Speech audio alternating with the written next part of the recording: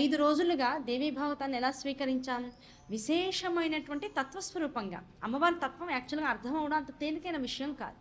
కానీ ఆ తేలిక కానటువంటి విషయాన్ని మన చుట్టుపక్కల జరిగేటువంటి చాలా పరిస్థితులతోనూ, సందర్భాలతోనూ అమ్మవారి తత్వాన్ని మిళితం చేసుకుని ఉన్నంతలో మనం దాన్ని దగ్గరకు వచ్చేటువంటి ప్రయత్నం మాత్రమే చేశాం.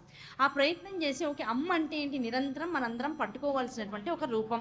ఆ రూపము, ఆ తత్వమా, నామమా, ఈ 3 విషయాలకి కనుక మనం ప్రాధాన్యత ఇవ్వగలిగినట్లయితే, ఆ 3 విషయాలకి కనుక మనం విశేషమైనటువంటి ప్రాతినిధ్యాన్ని ఇవ్వగలిగితే అదేం చేస్తుంది? జీవుడు యొక్క జీవితాన్ని మార్చేస్తుంది, పంథాన్ని, మనం ఉండేటువంటి పంథాన్ని మార్చేస్తుంది. ఆ విధానం ఎప్పుడైతే జీవన విధానం మనకి మారిపోతూ ఉంటుందో ఆటోమేటిక్గా మన జీవితంలో వచ్చేటువంటిది ఏది కూడా కష్టం అనిపించదు. దాంతోపాటు సుఖం వచ్చినప్పుడు విర్రవీగిపోయేటువంటి అహంకారం మనలోకి రాదు. ఈ 2 రాకుండా ఉంటే జీవుడు బాగున్నట్టు లెక్క. కష్టం వస్తే కుంగిపోకూడదు. ఆ కష్టం తల్లి ఇచ్చింది, సరే నేనేదో తప్పు చేశాను, ఆ తప్పుకి సరిపడాయి తప్పు లేదు, ఇంకా దీనికి మించి ఇంకేదో మంచి నాకు జరగాలి. 2 విషయాలు. ఎప్పుడు మనం తప్పు చేయంగా, తప్పు చేస్తే తల్లి సరి చేస్తుందిగా. ఆ సరి చేసిన తర్వాత ఇంతకు మించి మంచి ఏదో నాకు ఇవ్వడానికే తల్లి కష్టాన్ని ఇప్పుడు నాకు అనుభవింపజేస్తుంది అనే దాన్ని బాధ లేకుండా మనం భావించాలి. ఆ బాధపడేటువంటి అవసరం మనకి లేదు అనేటువంటి విషయాన్ని త్రికరణ శుద్ధిగా నమ్మాలి. ఈ విషయాన్ని కనుక నమ్మి ఏ తత్వాన్ని అయితే మనం పట్టుకోవాలో ఆ తత్వాన్ని పట్టుకోగలిగినట్లయితే మనకి ఈ 3వ స్కందం నుంచే దాదాపుగా చెప్తూ వస్తారు. కానీ 4వ స్కందం నుంచి ఏమవుతుంది? రకరకాల కథలు పెరుగుతాయి. అంటే వీళ్ళు ఇలా చేశారు, వాళ్ళు అలా చేశారు, అసలు అహంకారాన్ని ఎలా పారద్రోలాలి, మన జీవితంలో మన మనస్సుల్లో తెలియకుండా కొంత తపస్సు వల్ల, కొంత పూజల వల్ల, కొంత నిరంతర పారాయణల వల్ల ఇప్పుడు మనం ఏదైతే చేయాలి, ఇప్పుడు తత్వంలో ఏం చెప్పాం? రోజు దేవి భాగవతాన్ని ఇంట్లో పెట్టుకోండి. రోజు దేవి భాగవతంలో ఉన్నటువంటి కనీసం ఒక పేజీని శ్రద్ధగా చదవండి. ఆ పేజీని శ్రద్ధగా చదవడం వల్ల మనకి అమ్మవారు అంటే ఇంకా ఏంటో పూనిక లోపల అర్థమవుతూ ఉంటుంది. పైగా నిరంతరం అమ్మతో పాటు కూర్చొని సత్సంగం చేసేటువంటి ఒక అద్భుతమైనటువంటి అవకాశం మనం పొందినటువంటి వాళ్ళం అవుతాం. ఇన్ని విషయాలు చెప్పాం. ఇప్పుడు నేను ఏం చేశాను? గురువుగారు ఇలా చెప్పారు కదా అని ఈ దేవి భాగవతం గుళ్ళో ఇచ్చిందని ఇంటికి తీసుకెళ్ళా. రోజు దీని మీద చక్క పువ్వు పెడుతున్నా, చక్క రోజు ఓ పేజ్ చేసి చదువుతున్నా. ఎవరన్నా ఇంటికి వచ్చారు, లేదు ఎవరన్నా మనం వెళ్ళిన చోట ఇలాంటి ఆధ్యాత్మిక తత్వం లేనటువంటి వాళ్ళు, ఇప్పుడు వాళ్ళకి ఎలా చెప్పాలి? మా గురువుగారు ఇలా చెప్పారు, ఆ చెప్పిన దాన్ని నేను చక్కగా ఇలా చేసుకుంటున్నాను, బాగుంది జీవితం అంటే రోజు ఒక సిస్టమేటిక్గా ఏదో పొద్దునే లేవడం, మన కాలకృత్యాలు తీర్చుకొని చక్కగా స్నానం చేయడం, దీపారాధన లాంటివి మామూలుగా యాంత్రికంగా చేసుకుంటూ పోతాం. ఆ దీపారాధన తర్వాత కాసేపు పట్టుదలగా కూర్చుని గురువుగారు చెప్పారు కనుక ఈ పుస్తకాన్ని నేను పూర్తి చేసేదాకా రోజుకు ఒక పేజీనో సగం పేజీనో నా మనస్సు అటు ఇటు చంచలం కాకుండా, అనవసరమైన ఆలోచన నాలోకి రాకుండా, ఎవరి వల్ల నేను డిస్టర్బ్ అవ్వకుండా ఎంతసేపు మనసు పెట్టి పుస్తకంలో ఉన్నటువంటి అక్షర సముదాయాన్ని అంతా క్రోడీకరించుకుంటూ అమ్మతత్వాన్ని తెలుసుకోగలను అంతసేపు ముందు అక్షరాలు చదువుతా, అక్షరాల తర్వాత పదాలు అవుతాయి, పదాలు వాక్యాలు అవుతాయి, అద్భుతమైన పురాణ పఠనం జరుగుతుంది. దీనిలో నేను ఆనందాన్ని పొందుతున్నానని చెప్పడానికి అసలు నేను దేవి భాగవతం చదివేస్తున్నాను తెలుసా, ఇప్పటికి ఎన్ని పురాణాలు ఇంకా అక్కడ అవ్వదు. అసలు అన్ని చదివేస్తున్నావు, అసలు చదవకపోతే ఏంటి ఇప్పటిదాకా మొదలట్లేదా? తీసుకో, ఏంటి ఇంకా జీవితం అయిపోతుంది, ఇంకా ఎన్నాళ్ళు ఇలా మాట్లాడటం. మనిషి తత్వం అది తప్పని చెప్పట్లా. మనిషి తత్వం ఎలా ఉంటుందంటే అసలు జరుగుతున్న దానికి చాలా ఎక్స్ట్రీమిటీని దాన్ని ఆపాదించేసేసి అసలు ఇలా చెయ్యాలి మనిషి అనేవాడు చెప్తారు. ఇలా చెప్పాక 2 రోజులకో 3 రోజులకో చూడండి ఆటోమేటిక్గా పారాయణ అయిపోతుంది, డెఫినెట్గా అయిపోతుంది. కనుక ఈ సత్సంగం అనేటువంటి దాన్ని చేస్తూనే ఎలాంటి వ్యావహారికమైనటువంటి దక్షతని పొందాలి, దీన్ని జాగ్రత్తగా తీసుకుంటే ఇప్పుడు చెప్పేటువంటి కథల్లో అవే వస్తాయి. నేను ఇంత తపస్సు చేశా, నాకింత తెలిసిన తర్వాత అవతల వాడు ఎంత గొప్పవాడైతే నాకెందుకు? నేను ఇందాక మనం పూజా విధానంలో చెప్పుకున్నాం, ఎందుకు ఇలాంటి పాఠాలు ఇప్పుడు అమ్మవారు చెప్పిస్తోంది, ఇలాంటి విషయాలు ఎందుకు ఇలాంటివి వస్తున్నాయంటే కథలు తర్వాత అహంకారం కోసం ఉండేటువంటి కథలు ఉన్నాయి. అహంకార రాహిత్యం మనిషికి కావాలి, చెయ్యడం ముందు శ్రద్ధతో వస్తుంది. మనకి ఏదో కష్టం వచ్చినప్పుడు ఒక ప్రవచనం వింటాం, ఆ ప్రవచనం వినంగానే ఓకే ఈ పని చేస్తే మనకి కష్టం తొలుగుతుంది అనేటువంటి నమ్మకం వస్తుంది. దాంతో ముందు ఆధ్యాత్మికతలోకి వస్తాం. కష్టం లేకుండా నువ్వు ఆధ్యాత్మిక తత్వాన్ని పట్టుకున్నావా, నీ పురాకృత కర్మ విశేష ఫలితం, పుణ్యం. అది కష్టం లేదు, ఇంట్లో అలవాటుగా వస్తుంది, పరంపరానుగతంగా నా పెద్దవాళ్ళందరూ ఇంట్లో చేశారు, దాన్ని చూసి నేను నేర్చుకున్నానా, వంశము యొక్క అనుగ్రహాన్ని, పితృదేవతల యొక్క అనుగ్రహాన్ని మీద చాలా ఉంది కనుక నువ్వు ఆ పద్ధతిలో ఉన్నావు, దానివల్ల పుణ్యాన్ని గడిస్తావు ఫ్యూచర్లో.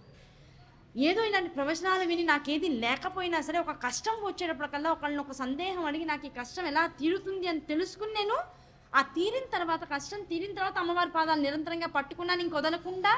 అది నీకు వచ్చిన కష్టం ద్వారా అమ్మవారిని నీ మార్గంలోకి పంపించింది.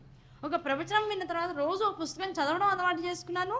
నీలో సదాచారం అనేటువంటిది అమ్మ తనంతట తానుగా పునాది వేసి తీసుకొస్తుంది. ఇలా ఎక్కడికక్కడ ఇది నన్ను బాగుపరుస్తుంది. కానీ తల్లి, ఇది నా గుణము మొదటి నుంచి కాదు, ఒకళ్ళని చూసి నేను అలవాటు చేసుకున్నా.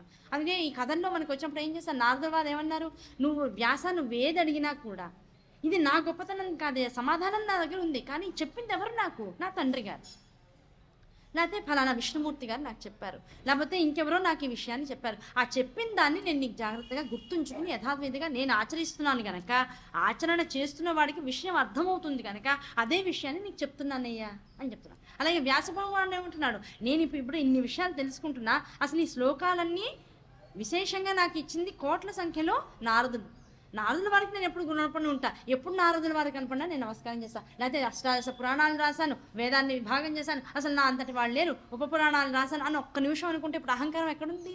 వ్యాసుల వారి స్వరూపంగా ఉంది కనుక ఇంత భాగవతంలో ఇప్పుడు ఎన్ని క్యారెక్టర్స్ తీసుకున్నా ఇప్పటిదాకా అహంకారాన్ని ఎలా జయించాలో చెబుతూ వచ్చారు. అసలు లోపలికి అహంకారం అనేటువంటి పదార్థం వెళ్లకుండా ఎలా జాగ్రత్త పడాలో ముందే ముందు గురువులు వాళ్ళ తత్వాన్ని బట్టి, వాళ్ళు మాట్లాడేటువంటి విధానాన్ని బట్టి చెప్తూ వచ్చారు. ఇక్కడి నుంచి ఎలా అవుతుంది, ఇలా అసలు లేదు కనుక నీకు ఇప్పటిదాకా అహంకారం తెలీదు. ఉన్న వాళ్ళని నీకు చూపిస్తే అహంకారం వాళ్ళు పొందితే, వీళ్ళ అహంకారం ద్వారా దేన్ని కోల్పోయారో నువ్వు తెలుసుకుంటే, అహంకారం అంటే ఇప్పుడు నీ మనసులో భయం పట్టుకుంటుంది. ఆ భయం ఎప్పుడైతే అహంకారం పట్ల వస్తుందో, ఎవరన్నా నీకు నమస్కరిస్తున్నా, ఎవరన్నా వచ్చి అబ్బో చాలా గొప్పగా ఉందండి అంటే నిమ్నంగా హృదయపూర్వకంగా చాలా భూమి స్థాయి దాకా వెళ్ళిపోయి, కిందకి వెళ్ళిపోయి, ఇది నాది కాదండి మాట్లాడించేది అమ్మ, ఉన్న బుద్ధి అమ్మ, చదవడానికి రాత్రి మగళ్ళు నిద్ర లేకుండా తిండి లేకుండా ఎలా కూర్చుంటున్నానో నాకు తెలుసు. ఎందుకంటే గురువు గారు చెప్పారు, దత్తప్రసాద్ గారు, జాగ్రత్తగా ప్రిపేర్ అవ్వే బాబు, ఏదో నీకు స్టేజ్ ఇస్తున్నాను, నా పరువు పోగొట్టుకుని జాగ్రత్త గట్టిగా చదువుకో అన్న. ఆయన చెప్పిన వాళ్ళు చదివానా, ఉంది కదా గురువు గారు, 3 నెలల ముందు చెప్పారు, ఆ వారం రోజుల ముందు పట్టుకున్న పుస్తకం టకా అయిపోతుందన్న. ఇవాళ ఏం చేస్తున్నా, ఇవాళ అయిపోతే ఇంటికి వెళ్ళడం, నోరు మూసుకుని అమ్మవారికి నమస్కారం చేసుకుని, బాబాయ్ సాయంకాలం మళ్ళీ ప్రవచనం ఉంది నాయన, జాగ్రత్తగా విషయం ముందు అందరికీ చెప్పగలగాలి, చాలు అమ్మ నీ దయ అమ్మవారి ముందు కూర్చోడం, ఎప్పటికప్పుడు లోపలికి ఇన్సర్ట్ చేసుకో, రావడం, తుమ్మేయటం అయిపోయింది. మళ్ళీ రాత్రంతా కూర్చొని 1 గంట 2, 3 కూర్చొని అలా బలవంతంగా అలారంని పెట్టుకుని, అదే ఇంట్లో లేమ్మంటే ఆదివారం కదా 7ంటికి లేద్దాంలే 6ంటికి లేద్దాంలే అనిపిస్తుంది. పురాణ ప్రవచనం ఉందని కానీ ఇప్పుడు తెలియకుండానే ఒక 6 రోజుల పురాణం పూర్తి చేసుకున్నాం. ఇది 6వ రోజు, 5 రోజుల పురాణం పూర్తి చేస్తాం. టెన్షన్గా ఆదివారం అనే స్పృహ కూడా లేకుండానే 3:30కి 4ంటికి అలారం పెట్టుకుని, మరి బాబాయ్ వాళ్ళు లేచేసేయాలి, చదువుకోవాలి, మళ్ళీ వెళ్ళి 9ంటికల్లా పీఠం మీద కూర్చోవాలి అంటే దీనికి తగ్గ ప్రణాళికాబద్ధంగా ప్రతిదాన్ని తీసుకోవాలి. అలా వ్యవహారం ఎక్కడ చెప్తున్నానంటే, ఒక 9 రోజుల ప్రవచనాన్ని నువ్వు జాగ్రత్తగా ప్రిపేర్ అవ్వకపోతే ఏ రోజుకు ఆ రోజు ఇంత టెన్షన్ పడుతూ అమ్మో ప్రవచనం టైం వస్తుందని ఎంత జాగ్రత్తగా అప్పటికి కావాల్సిన సబ్జెక్ట్ని ఎలా తీసుకుంటున్నావో, ఇలా ఒక ప్రవచనం తరుముతోంది. ప్రవచనం బదులు కాలం తరుముతోంది, ఆయుష్ వెనకాల పడుతోంది, వచ్చేస్తోంది. ఎప్పుడు మరణం వస్తుందో తెలియదు. ఇది కనీసం టైం నీకు తెలుసు కూర్చోడానికి, కానీ మరణం వెనకాల పడి కొట్టుకొస్తుంది. అది ఒక్క అడుగు మనకన్నా ముందేసిందా ఇంకా మనం ఉండం. ఇంకా అది ఎప్పుడు వస్తుందో తెలీదు. అది వచ్చే లోపల ఉన్న సబ్జెక్ట్ని నేను లోపలికి తీసుకోవాలి, ఆధ్యాత్మిక తత్వాన్ని నేను నా లోపలికి ఇన్సర్ట్ చేసుకోవాలి. ఇంత విద్య ఉన్నటువంటి ఈ స్థాయిలో, ఈ భారతదేశంలో పుట్టాను, ఇంత ఆధ్యాత్మిక తరంగాలు ఉన్నటువంటి నా ఇంట్లో నేను పుట్టాను, ఇందులో కాస్త ఒక లేసవంతైనా పోయే లోపల, ఈ శరీరం పడిపోయే లోపల నాలోకి వెళ్ళాలి అనే పరిగెట్టడం అనేటువంటిది మొదలైతే, మనం మామూలుగా పరిగెత్తడం ఎక్కడ మొదలెడతాం, సంపాదించడానికి పరిగెడతాం, వస్తువుల్ని పేర్చుకోవడం కోసం పరిగెడతాం, గ్రాప్ చేసుకోవడం కోసం పరిగెడతాం, ఈ వస్తువుని అనుభవించేటప్పుడు కూడా పరిగెడుతూ ఉంటాం. మనసు పరిగెడుతుంది, ఆనందం లేదు, దేన్నైనా ఒక సుఖాన్ని అనుభవించాలంటే పరిగెడతాం. కానీ ఈ విషయాల దానికి వచ్చేటప్పటికల్లా ఏదైనా ఒక మంత్రం చెప్పగానే అబ్బాయి ఎన్నిసార్లు, అది అబ్బా రాదు, ఇంకా అవసరం మందే కదా, ఎన్నిసార్లు చేయాలండి? ప్రతి వాళ్ళు మొట్టమొదటి అడిగే క్వశ్చన్, నాకు శ్లోకం ఏదన్నా ఇవ్వంగానే ఎన్నిసార్లు చేయాలండి? ఇప్పుడు వెనకాలకి వెళ్ళాక అన్నీ వడ్డించిన తర్వాత ఇంకా తినచ్చా, ఇంకా పెడతారా, ఎంత తినాలని ఎవరినైనా అడుగుతున్నామా? మనిషి భోజనం వండుకున్నాక, వడ్డించుకున్నాక ఎంతసేపు తింటాడు? కడుపు నిండేదాకా తింటాడు. మంత్రం ఎంతసేపు చేసుకోవాలి? మనసుకి తృప్తి కలిగేదాకా. లేదు, ఏ అవసరం కోసమైతే మనం మంత్రాన్ని ఆధారంగా చేసుకున్నామో ఆ అవసరం తీరేదాకా. ఆ తర్వాత ఏం చేయాలి? అదే మంత్రాన్ని పట్టుకోవాలి. అమ్మ ఇప్పుడు అవసరం లేదు కనుక ఎంతసేపు తింటావు, ఎంతసేపు తినవు అనేటువంటిది లేదు. ఇవాళ ఉపవాసం ఎంతసేపు అండి అంటామా? క్లారిటీ. ఇప్పుడు అన్నం తినాలంటే ఎంతసేపు, ఎంత తింటే నీకు కడుపు నిండుతుందో అంత తింటున్నావు. ఉపవాసం ఉండాలంటే ఎంతసేపు అని అంటున్నావు? 24 గంటలు ఉపవాసం. తెలిసిపోతుంది సూర్యోదయం నుంచి మళ్ళీ సూర్యోదయం అయ్యేదాకా నువ్వు ఉపవాసం. అయ్యో అయితే రాత్రికి తినకూడదా? వెంటనే డౌట్ వస్తుంది, బీపీ వచ్చేస్తుంటుంది. 24 ఏ ఉపవాసమైనా సరే 24 గంటల సమయం. ఈ సూర్యోదయానికి నువ్వు సంకల్పం చేస్తావు స్నానంతో. ఇవాళ ఏకాదశి, దాని అంతర్గతంగా నేను ఈ శరీరాన్ని పరమాత్మకి సమర్పిస్తూ ఉపవసిస్తున్నాను. ఆ ఉపవసించడం అంటే దీన్ని వీలైనంత వరకు భగవన్నామ స్మరణతో తాదాత్మ్యత చెందిస్తూ అన్యమైనటువంటి ఏ విషయాల మీదకి వెళ్లకుండా జాగ్రత్త చేస్తున్నాం, అది ఉపవాసం అంటే. ఆ ఉపవాస క్రమంలో రాత్రి ఎంతైనా కూడా ఏం తినడానికి అవసరం లేకుండా హాయిగా ఉంది, వాళ్ళ శరీరం తేలిగ్గా ఉందని పడుకోగలిగితే, అమ్మో ఇప్పటికే నీరసం వస్తుంది తినాలి అనుకుంటే తప్పదు.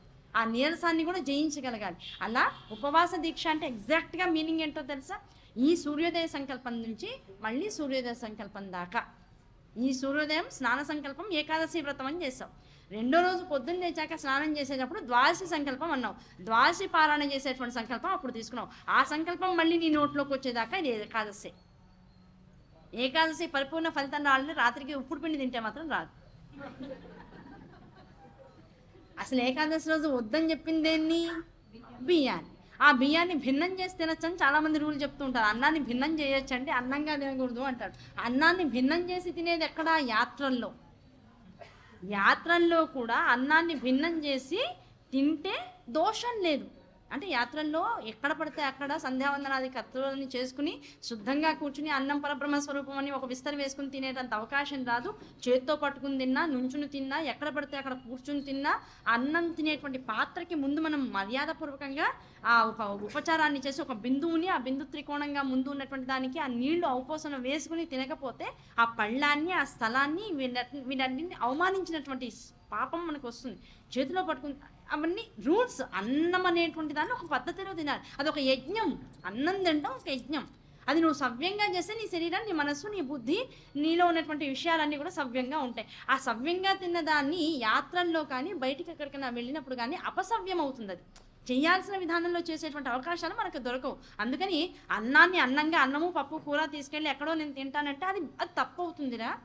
అలా తప్పు అయ్యేటప్పుడు ఏం చేయాలి? అన్నాన్ని భిన్న స్వరూపంలో తీసుకెళ్ళి పులిహోరో, దద్దోజనమో, లేకపోతే ఇంకో దానిలోనో, లేకపోతే ఉప్పుడు పిండిగానో చేసుకో, పులిహోర చేసుకో, ఆవు పెట్టుకో, ఇంకోటి పెట్టుకో, శుభ్రంగా దాని డబ్బాలని నింపుకో, బయటికి వెళ్ళి తిను.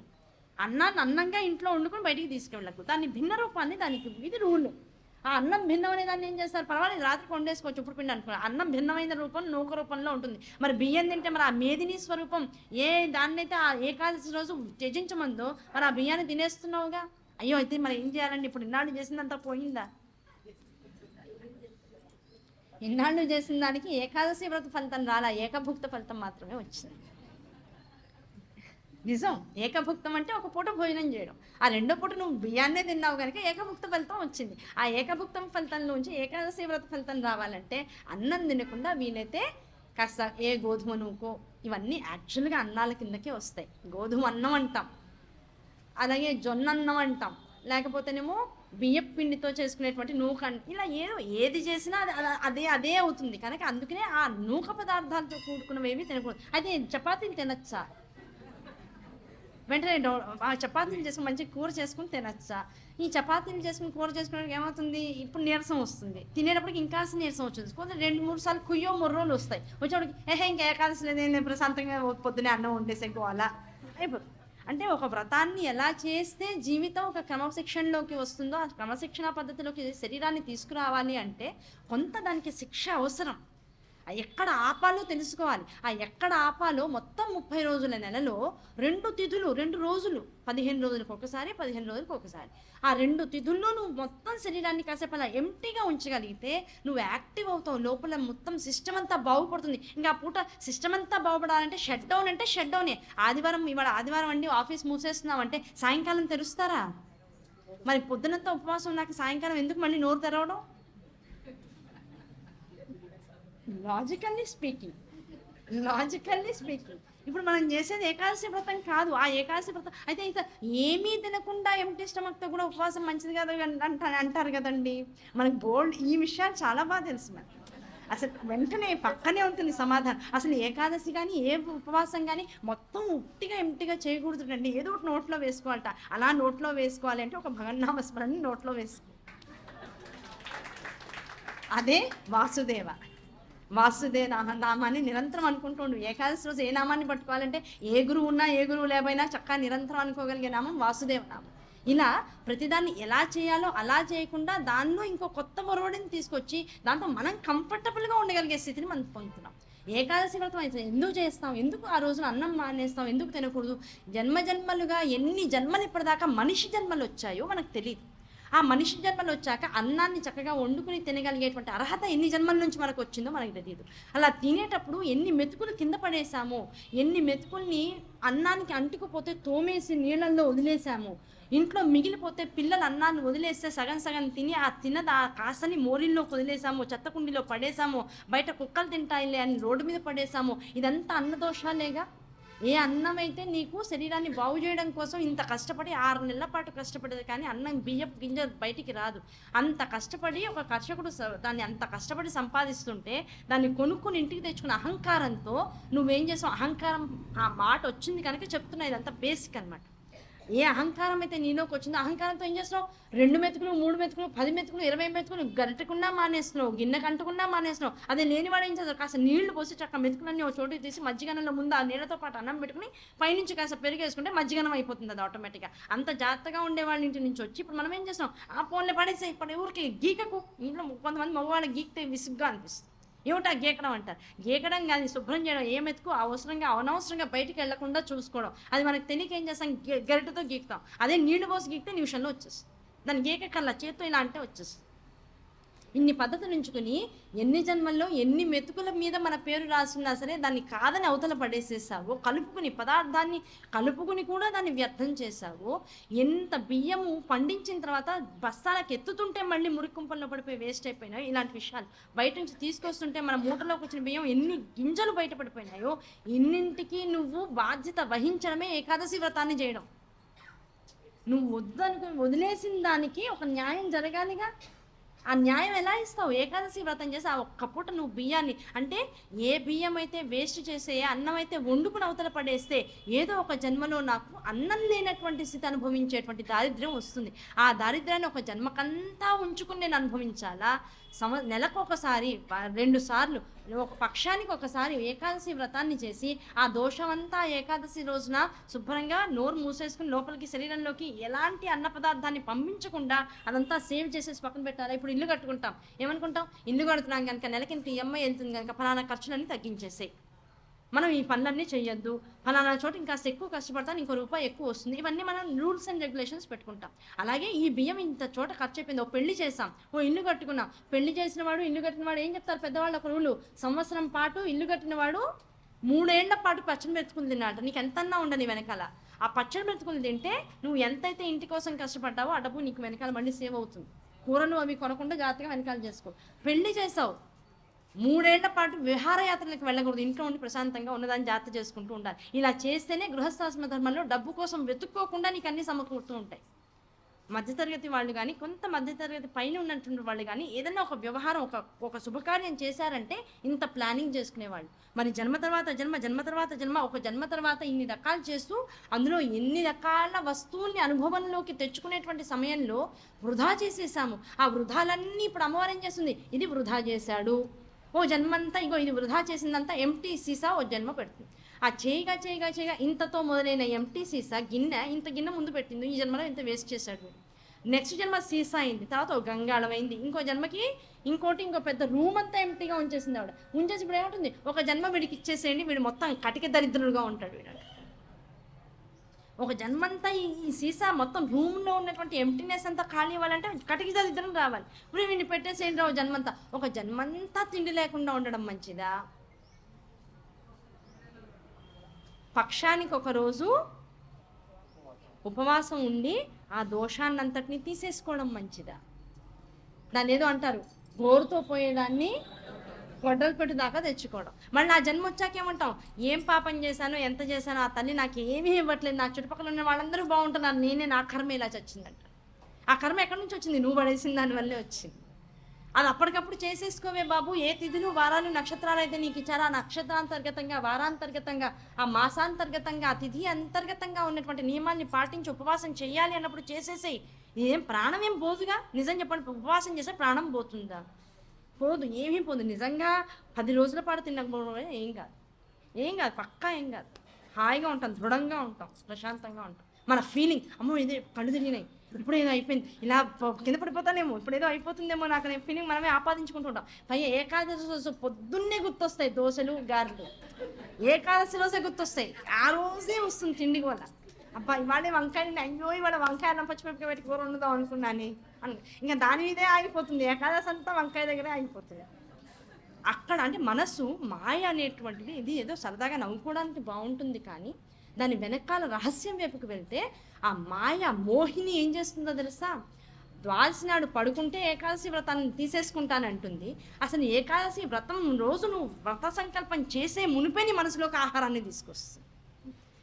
అంటే నువ్వు బాగుపడ్డం అనేటువంటిది ఒకళ్ళు ఏదో ఒక శక్తి కూడా నిన్ను ఆపుదామని ట్రై చేస్తుంది. ఆ శక్తికి ఎదురుగా ఎప్పుడైతే నువ్వు ఏకాదశి వ్రతాన్ని చేస్తావో అప్పుడు నువ్వు కృతకృత్యురాలు పోతావు. ఒక తపస్సు చెయ్యాలంటే మోహిని, ఊర్వశి, మేనక, రంభ ఎలా వచ్చి పాడి చేస్తారో అలా ఈ తిండి మీద ధ్యాస, తినాలనేటువంటి కోరిక, కాంక్ష, తిండి ఇంట్లో అందరి కోసం వండుతామండి. ఏమంటే ఆ రోజే మంచి మంచి వండుతారు, వండేస్తాం. మనం ఒక్కడమే తినకూడదు అంటే మనసు టెంప్ట్ అయిపోతూ ఉంటుంది. మరి అలా టెంప్ట్ అవుతూ ఏకాదశి వ్రతం చేయొచ్చా? చాలామంది పాపం చిన్నపిల్లలు అడుగుతూ ఉంటారు.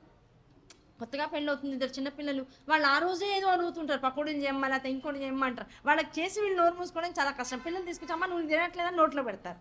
పొద్దున్న నుంచి పాపం సాయంకాలం దాకా ఉపవాసం ఉన్నాక పకోడీ తీసుకొచ్చి నోట్లో పెడతారు. ఇప్పుడు నా ఏకాదశి ఉన్నట్టా పోయినట్ట? ఇవన్నీ డౌట్స్ వస్తుంటాయి. మనసుతో తీసుకోకు, అప్పుడు అది ఎంగిని ఊరికే వచ్చి నాలుగు తగిలి వెళ్ళిపోయింది, ఏగొచ్చి వాళ్ళు వెళ్ళిపోయినట్టు.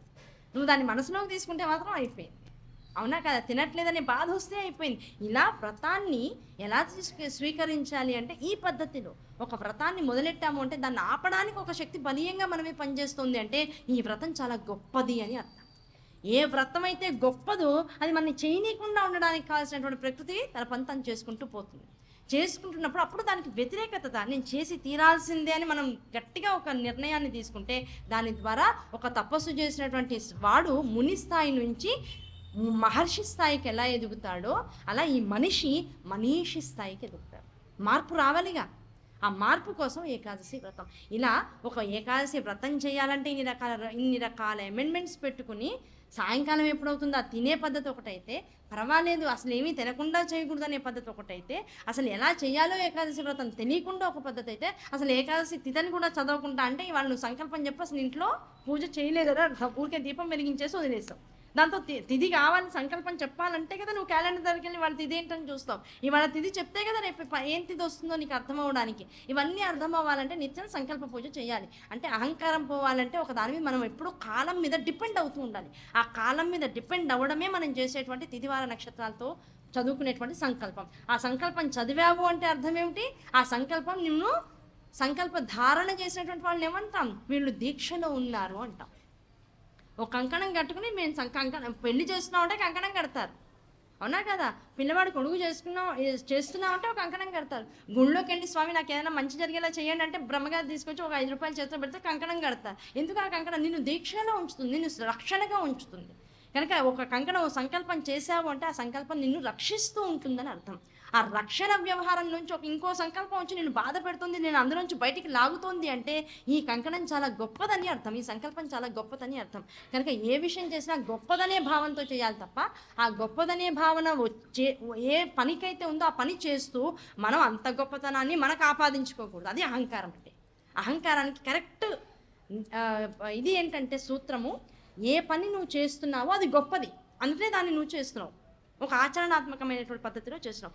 ఆచరణాత్మక పద్ధతిలో నువ్వు ఎప్పుడైతే ఒక గొప్పదైనటువంటి నామాన్నో వ్యవహారాన్నో పూజా సంకల్పాన్నో చేస్తున్నావో నువ్వు గొప్పదాన్ని బావు. ఆ గొప్పదైనటువంటి వస్తువుని నీ లోపలికి ప్రతిష్ఠించుకునేటువంటి ఏర్పాటు మాత్రమే చేసుకుంటున్నావు. అది ఉండగా ఉండగా మనం చేసినటువంటి లీటర్ పాలు రోజు ఇంట్లో అవసరం కోసం తెచ్చుకున్నాం. ఆ లీటర్ పాలని రోజు చక్కగా కాచుకుంటున్నాం. అందులో కాఫీలో, టీలో, పాలు ఎలా అవసరమో అలా చక్కగా వాడుకుంటున్నాం. సాయంకాలం అయిన తర్వాత ఇంకో 2 సార్లు కాచిన తర్వాత చక్కగా దాన్ని తోడేసుకుంటున్నాం. నెక్స్ట్ రోజుకి ఏమవుతుంది? పెరుగు అవుతుంది. ఆ పెరుగు మీద మీగడ తినడం ఎందుకు అని తీసి మొత్తం అంతా వారం రోజులు దాచాం. అలా 1 లీటర్ పాలు వారం రోజులు దాస్తే ఒక చిన్న గిన్నెలో, మట్టి గిన్నెలో కాస్త సగం గిన్నె పైన మీగడ ఏర్పడుతుంది. ఇంకో వారం కూడా దాచి ఫ్రిడ్జ్లు ఉన్నాయి కనుక 20 రోజుల్లో అయితే 4 రోజుల్లో అయితే ఒక్కొక్క పురుగులు వచ్చేవి. ఆ పురుగులు వచ్చిన మీగడ ఎన్నిసార్లు పడేసాం? మా అమ్మ వాళ్ళు పడేసి, నేనైతే చాలాసార్లు పాపం అప్పట్లో ఫ్రిడ్జులు లేవు. అనుకోకుండా పెద్ద పెద్ద జరిగినప్పుడు మిగతాంతా తీసి ఒక గిన్నెలో పెట్టేవాళ్ళు. ఓ 2 రోజులు ఏదైనా అనుకోకుండా సంఘటన జరిగి బయటకి ఎక్కడికైనా వెళ్ళిపోవాల్సి వస్తే దానిలో తర్వాత ఇలా పురుగులు వచ్చేసాయి, అవసరం తీసుకెళ్ళి మళ్ళీ గోతులో పడేసేవాళ్ళు. ఇప్పుడు ఫ్రిడ్జ్లు వచ్చాయి కనుక పురుగులు కనపడవు కనుక జరిగే డ్యామేజ్ జరిగిపోతుంది, కానీ పురుగులు కనపడవు కదా మనకి. కనుక ఇప్పుడు ఏం చేస్తాను, డబ్బాలు నింపేస్తాం. మొత్తం ఇంత గిన్నె నిండా ఓ 2 వారాలు మిగడ ఒక చోట పెట్టాం అంటే 2 వారాల పాటు 14 రోజుల పాటు నువ్వు శ్రమిస్తే ఇంత గిన్నె నిండా మీగడ వచ్చింది. ఆ మీగడని ఏం చేస్తున్నావు, చిలకడం అంత సీన్ లేదు కానీ గ్రైండర్లో వేస్తున్నాం. ఓకేనా, అది కూడా గ్రైండర్లో వేస్తున్నాం. ఆ గ్రైండర్లో వేస్తుంటే చక్కగా గ్రైండర్లో నీరంతా కిందకి వెళ్ళిపోతుంది, పదార్థం అంతా వెన్నపూసగా పైకి వస్తుంది. ఆ పదార్థాన్ని అంతా తీసి మళ్ళీ ఒక గిన్నెలో వేస్తున్నాం. 3 బాగుంటే అదృష్టం కలిసి వస్తే వెంటనే కాస్తాను, లేకపోతే అది కూడా ఫ్రిడ్జ్లోకి వెళ్తుంది. మళ్ళీ వెళ్లకుండా మళ్ళీ ఆ మీగడ్ని చక్కగా ఇలా కాచిన దాని నుంచి వచ్చిన వెన్నపూసను వెంటనే స్టవ్ మీద పెట్టేసాం అనుకోండి, ఒక అరగంట జాగ్రత్తగా కాస్తే ఏమవుతుంది, నెయ్యి అవుతుంది. ఆ అరగంట కాసేపు సీరియల్లో కూర్చుంటే ఏమవుతుంది అంటే ఇప్పుడు 14 రోజుల కష్టం ఏమైపోయింది, వాసనామయమైనటువంటి క్షేత్రంలోకి వెళ్ళిపోయింది. అది వాసన వస్తుంది, పారబోయలేమా. అప్పుడు ఏం చేస్తాం, ఇంత కష్టపడి 14 రోజులు పక్కన పెట్టిన దానికి ఇంకో 1/2 లీటరో 1/4 లీటరో కిలోనో బయట నుంచి కొనుక్కొచ్చి దీన్ని కలిపి అందులో లవంగమో ఎలక్కాయ యూట్యూబ్ ఓపెన్ చేసి వాసన వచ్చిన మళ్ళీ వాసన పోవడానికి ఇందులో ఏం వేస్తే మనకు ఉపయుక్తంగా ఉంటుంది అనేటువంటి దాన్ని మళ్ళీ నొక్కి మరీ యూట్యూబ్ ఓపెన్ చేసి ఆ లవంగాన్నో కాస్త పంచదారనో కాస్త ఏలక్కాయనో అందులో వేసి దాన్ని తజుమా చేసి మళ్ళీ రంగు బాగుందా లేదా చూసుకోవాలి. ఎందుకంటే రేపొద్దున అలా కరిగించి వేస్తుంటే ఏమిటి ఇలా రంగు ఉంది మార్చేసావా అనేవాళ్ళు ఇంట్లో 4 ఉంటారు. ఆ మార్చేసావా అనే మాట పడకుండా ఉండడానికి ఇంత కష్టపడతాం. అంటే ఒక 14 రోజుల కష్టాన్ని జాగ్రత్త చేసుకుంటే నీకు ఒక 4 రోజుల పాటు వేసుకోవడానికో ఒక 10 రోజుల పాటు వేసుకోవడానికో నెయ్యి తయారవుతుంది. అంటే ఉన్న మీగడలో సగం మాత్రమే వెన్న అవుతుంది. ఆ వెన్నలో కింద గోకుడంతా అంటుకుపోగా నీకెంత వస్తుంది, ఒక పావు దాచిన దానిలో పావు భాగం మాత్రమే నీకు నెయ్యిలా మారుతుంది. 15 రోజులకు ఒకసారి ఏకాదశి వ్రతం చేస్తే ఆ ఏకాదశి వ్రతం రోజున లోపల ఎంత కొవ్వుని కరిగించావో, ఎంత అహంకారాన్ని కరిగించావో అదంతా పరమేశ్వరి 15 రోజులకు ఒకసారి గిన్నెలో వెన్నగా అట్టి పెడుతూ ఉంటుందట. ఆ వెన్నగా అట్టిపెట్టగా ఒక జన్మంతా చేసినటువంటి ఏకాదశి వ్రతాలు ఒక గిన్నె నిండా, అంటే మనం 14 రోజులు అట్టి పెట్టినటువంటి మీగళ్ళలాగా ఓ గిన్నె నిండా ఏకాదశి వ్రతాలు వస్తాయి. ఆ ఏకాదశి వ్రతాలన్నింటినీ ఏం చేస్తుంది ఆవిడ, జన్మ పడిపోయి వీడి శరీరం పడిపోయిన తర్వాత చిలుకుతుందట. చిలికినేటప్పటికి ఏమవుతుంది, ఒక పావు వంతు ఒక గిన్నెలో జార్లో కాస్త భాగం వెన్న వస్తుంది. మళ్ళీ జన్మ మొదలవుతుంది. మళ్ళీ మిగళ్ళు దాస్తాంగా ఈవిడ ఫ్రిడ్జ్లో పెట్టే టైప్, అప్పుడే కాచదు. నాలాంటిది వెన్న రాగానే కాస్తే మీలాంటి వాళ్ళు రాగానే మళ్ళీ ఫ్రిడ్జ్లో పెట్టి ఇంకోసారి కూడా వెన్న యాడ్ అయితే మొత్తం కలిపి లీటర్ డబ్బా చేసుకుందాం అనే టైప్ ఆవిడ. అందుకని ఇది కూడా పక్కన పెడుతుంది. మళ్ళీ ఇంకో జన్మ మొదలైంది. ఆ జన్మలో మళ్ళీ ఏకాదశి వ్రతాలు చేయొచ్చు కాక చేయబోచ్చు కాక ఏది లేదు, అసలు గిన్నె మళ్ళీ నిండలేదు, ఇది ఎంప్టీగానే ఉంటుంది. ఆ గిన్నె యథావత చెప్పేది ఏంటంటే నీకు ఎన్ని జన్మలు వస్తాయో అన్ని జన్మల్లో ఎంత ఏకాదశి వ్రతాన్ని చేస్తావో ఇంకా మిగతా వ్రతాలు చేస్తావో ఆ వ్రతాన్ని అనుసరించి నువ్వు ఏది దాచబడుతుందో నీ నుంచి తీసినటువంటిది అది నీ యోగ్యత అయితే ఆ యోగ్యత అంతా దాచిన తర్వాత ఆవిడ ఏం చేస్తుంది, ఇంకా వీడి జన్మని కృతార్థుల్ని చేయాలి అనుకున్నప్పుడు ఆ గిన్నె నిండా వచ్చినటువంటి మీగడిని ముందు చిలుకుతుంది.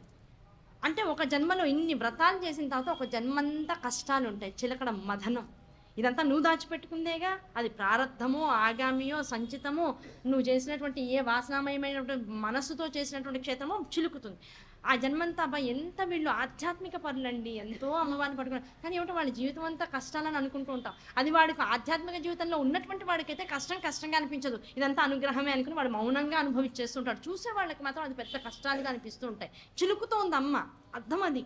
ఈ జన్మలో అంటే ఇది వరకు చేసినటువంటి జన్మల్లో వచ్చిన పుణ్యం అంతా మేగడైంది, మేగడ ఈ జన్మలో చిలుకుతోంది. అందుకే జన్మల్లో కష్టాలు ఎక్కువ ఉన్నాయి. ఆ కష్టాలంతా చిలికాక ఈ శరీరం కూడా పడిపోయాక ఇప్పుడు ఏమొచ్చింది, గట్టిగా వెన్న వచ్చింది. ఈ వెన్నని పాతవైనలన్నీ కలిపి ఏం చేస్తుంది, ఇంకొక జన్మ ఇంత కష్టాలు పడ్డ తర్వాత వచ్చేటువంటి జన్మ ఇది కాస్తే వచ్చేటువంటి నెయ్యిలాగా ఇంకొక జన్మ మొత్తం అగ్ని మీద రుణాలు తీర్చుకోవాలి. కాస్త కూస్తో రుణాలు మిగిలిపోయినాయి, ఎక్కడో కాస్త మిగిలిపోయినాయి. అదే నెయ్యి కాస్తే కూడా కింద ఉండిపోయేటువంటి గోకుడు అవన్నీ రుణాలు, ఆ రుణాల రూపంలో అంటిసా చేసేస్తుంది. అంతా అయిపోయిన తర్వాత మొత్తం ఇన్ని జన్మల తర్వాత వచ్చినటువంటి నెయ్యి ఎంత అయింది, మొత్తం సీసాలు ఓ 1/2 లీటర్ అయింది. అది లీటర్ అవ్వాలి. ఇంకా ఎన్ని జన్మలు ఎన్ని ఏకాదశి వ్రతాలు ఎంత అవ్వాలి, ఎంత మీగడ రావాలి, అది ఎంత వెన్న అవ్వాలి, అంత వెన్న ఎంత కాచాలి, అందులో కూడా మళ్ళీ ప్రారంభ దోషాలన్నీ పోతే మిగిలిన నెయ్యి అవుతుంది. అది మొత్తం లీటర్ అయ్యాక అప్పుడు తను ఒళ్ళో పెట్టుకుని అప్పుడు తన ఇంటి ఆయనకి ఇస్తుంది. ఆ ఇంటి ఆయన ఎవరు, మహాకామేశ్వరుడు. ఆయన చేసేటువంటి లలిత యాగం ఏదైతే ఉంటుందో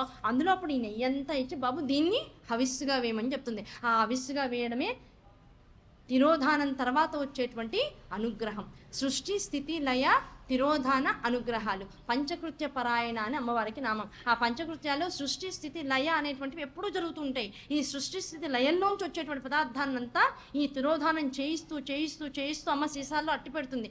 అట్టి పెట్టిన ప్రతిసారి అమ్మవారు శరీరం పడిపోయినప్పుడల్లా దానికి రూపాన్ని మారుస్తూ ఉంటుంది. అన్ని రూపాలు మార్చిపోయి అనుగ్రహం అనేటువంటి పీఠాన్ని ఎక్కాలంటే మాత్రం మొత్తం జన్మలో చేసినటువంటి అన్ని రకాల పుణ్యాన్ని ఒక చోట పెట్టి చిలికితే వచ్చేటువంటి వెన్నని కాస్తే వచ్చేటువంటి నెయ్యిగా మారుతాయి. ఆ నెయ్యి మహాకామేశ్వరుడు దగ్గరికి వెళ్ళి హోమంలో కనుక ద్రవ్యంగా హవిస్సుగా కనుక పడితే అప్పటికి మళ్ళీ పునరావృత్తి రహిత శాశ్వత శివ సాయుధ్యం అనేటువంటిది అమ్మవారి అనుగ్రహంతో మనకి ఇవ్వబడుతుంది. కనుక ఈ నెయ్యి ఇలా తయారవ్వాలంటే అమ్మ గొప్పతనమా, చేసేటువంటి అమ్మ ఉంది కనుక జీవితాన్ని అమ్మ ఎలా చెప్పిందో అలా అనుసరిస్తూ వెళ్తూ ఆ వెన్న వీలైనంత ఎక్కువ అక్కడ నిలబడేలా చేసుకునేటువంటి మన కర్మల యొక్క సారమా అంటే ఈ రెండు సమావృతం ఒక చోటికి వచ్చి కలిసి పనిచేయాలి. అమ్మ అనుగ్రహము, జీవుడి యొక్క కర్మ స్థితి, కర్మని నిరంతరం కర్మాచరణ అనబడేటువంటి ఒక అద్భుతమైనటువంటి సదాచార సంపన్నత.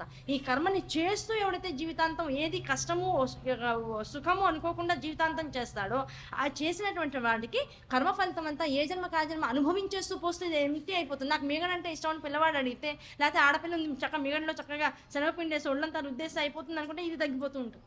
నువ్వు శరీర సౌందర్యానికో పుష్టి రుచికరమైనటువంటి పదార్థాలు తినడం కోసమో ఇవన్నీ వాడేస్తున్నావు. ఈ నెయ్యి ఇప్పట్లో అవ్వదు. పునరపి జననం, పునరపి మరణం, పునరపి జఠరేసేయండి. అవునా కదా?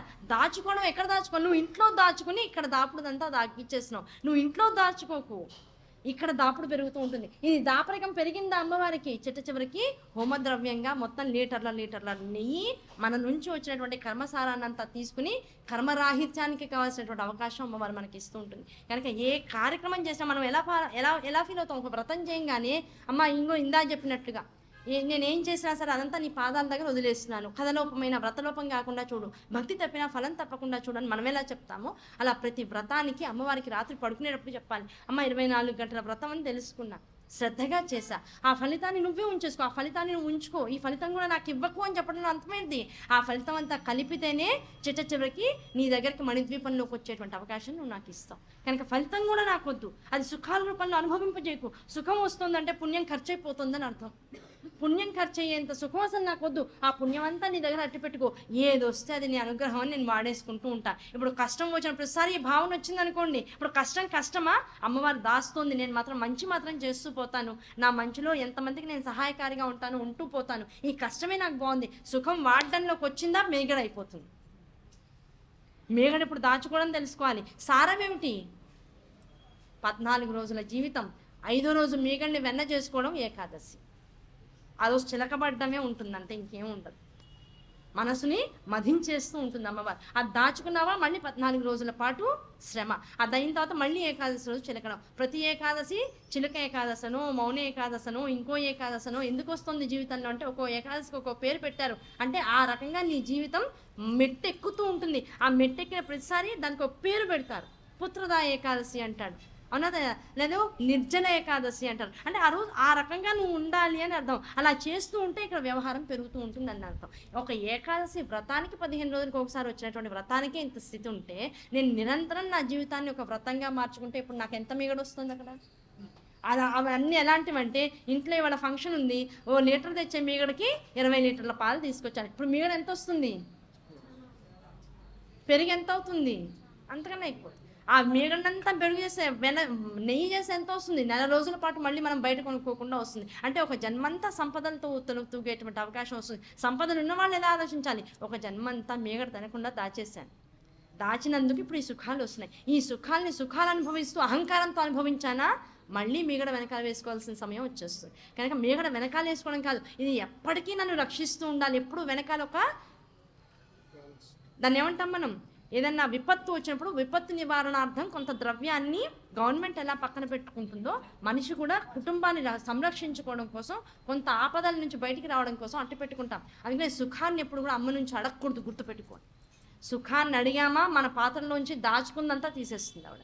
సుఖాన్ని ఇప్పుడు అడగాల, శ్లోకాల రూపంలో వచ్చింది అనుభవిస్తూ యథాతథంగా ఉండిపోదాం, ఏం చేస్తే అది చేస్తుందని అట్టి పెట్టేస్తే మన ముళ్ళలోంచి ఏమీ కదలదు.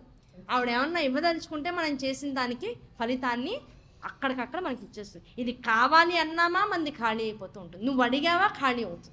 ఇప్పుడు ఏటీఎంలో నాన్నగారు 10,000 రూపాయలు ఇచ్చారు పిల్లవాడికి, అది గూగుల్ పే చేశారు. రూపాయి ఖర్చు పెట్టావా డబ్బులు అయిపోతాయి. ఇవి ఉన్నా సరే నాన్న నువ్వు ఇవి అవసరార్థం నా దగ్గర ఉంచమని కదా ఇచ్చావు, పెన్ను కొనుక్కోవాలని ఒక 5 రూపాయలు ఇవ్వవా, దానికోసం ఏటీఎంలు పని చేయట్లేదు, వాడు గూగుల్ పే పని చేయట్లేదు అంటున్నారంటే నాన్న ఇస్తాడు డబ్బులు, 5 రూపాయలుగా తీసుకురా అంటాడు. అమ్మ దగ్గరికి వెళ్ళి అమ్మ ఇవాళ సాయంకాలం కాస్త లేట్గా వస్తే సినిమాకి వెళ్తాను, ఒక 20 రూపాయలు ఇవ్వ అంటే 20 రూపాయలు అంటే పక్కన ఇంకో 0 పెట్టుకోవాలని అర్థం. 20 ఇంకా మా స్థాయి.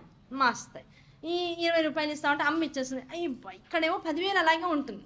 రే నాన్న ఎంత ఖర్చు పెట్టేసావురా, నాన్న 10,000 అలాగే ఉన్నాయి నాన్న, అబ్బో గుడ్ బాయ్ అంటారు. అప్పుడు నమ్మకంతో ఇంకో 10,000 ఇస్తుంది.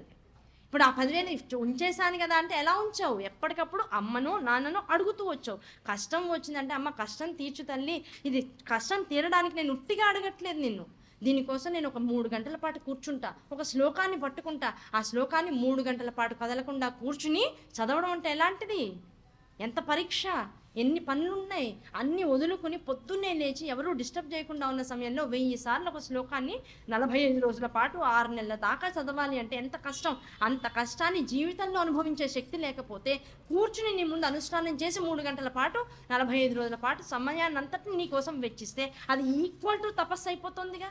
జీవితంలో కష్టం ఎంతదో నేను చేసే ఉపాసన అంతది అనేటువంటి దాన్ని నేను ప్రూవ్ చేసుకుంటే ఈ కష్టాన్ని తగ్గించి ఉపాసన కార్యక్రమంలో ఎక్స్ట్రా డ్యూటీలు చేయడం లాంటిది.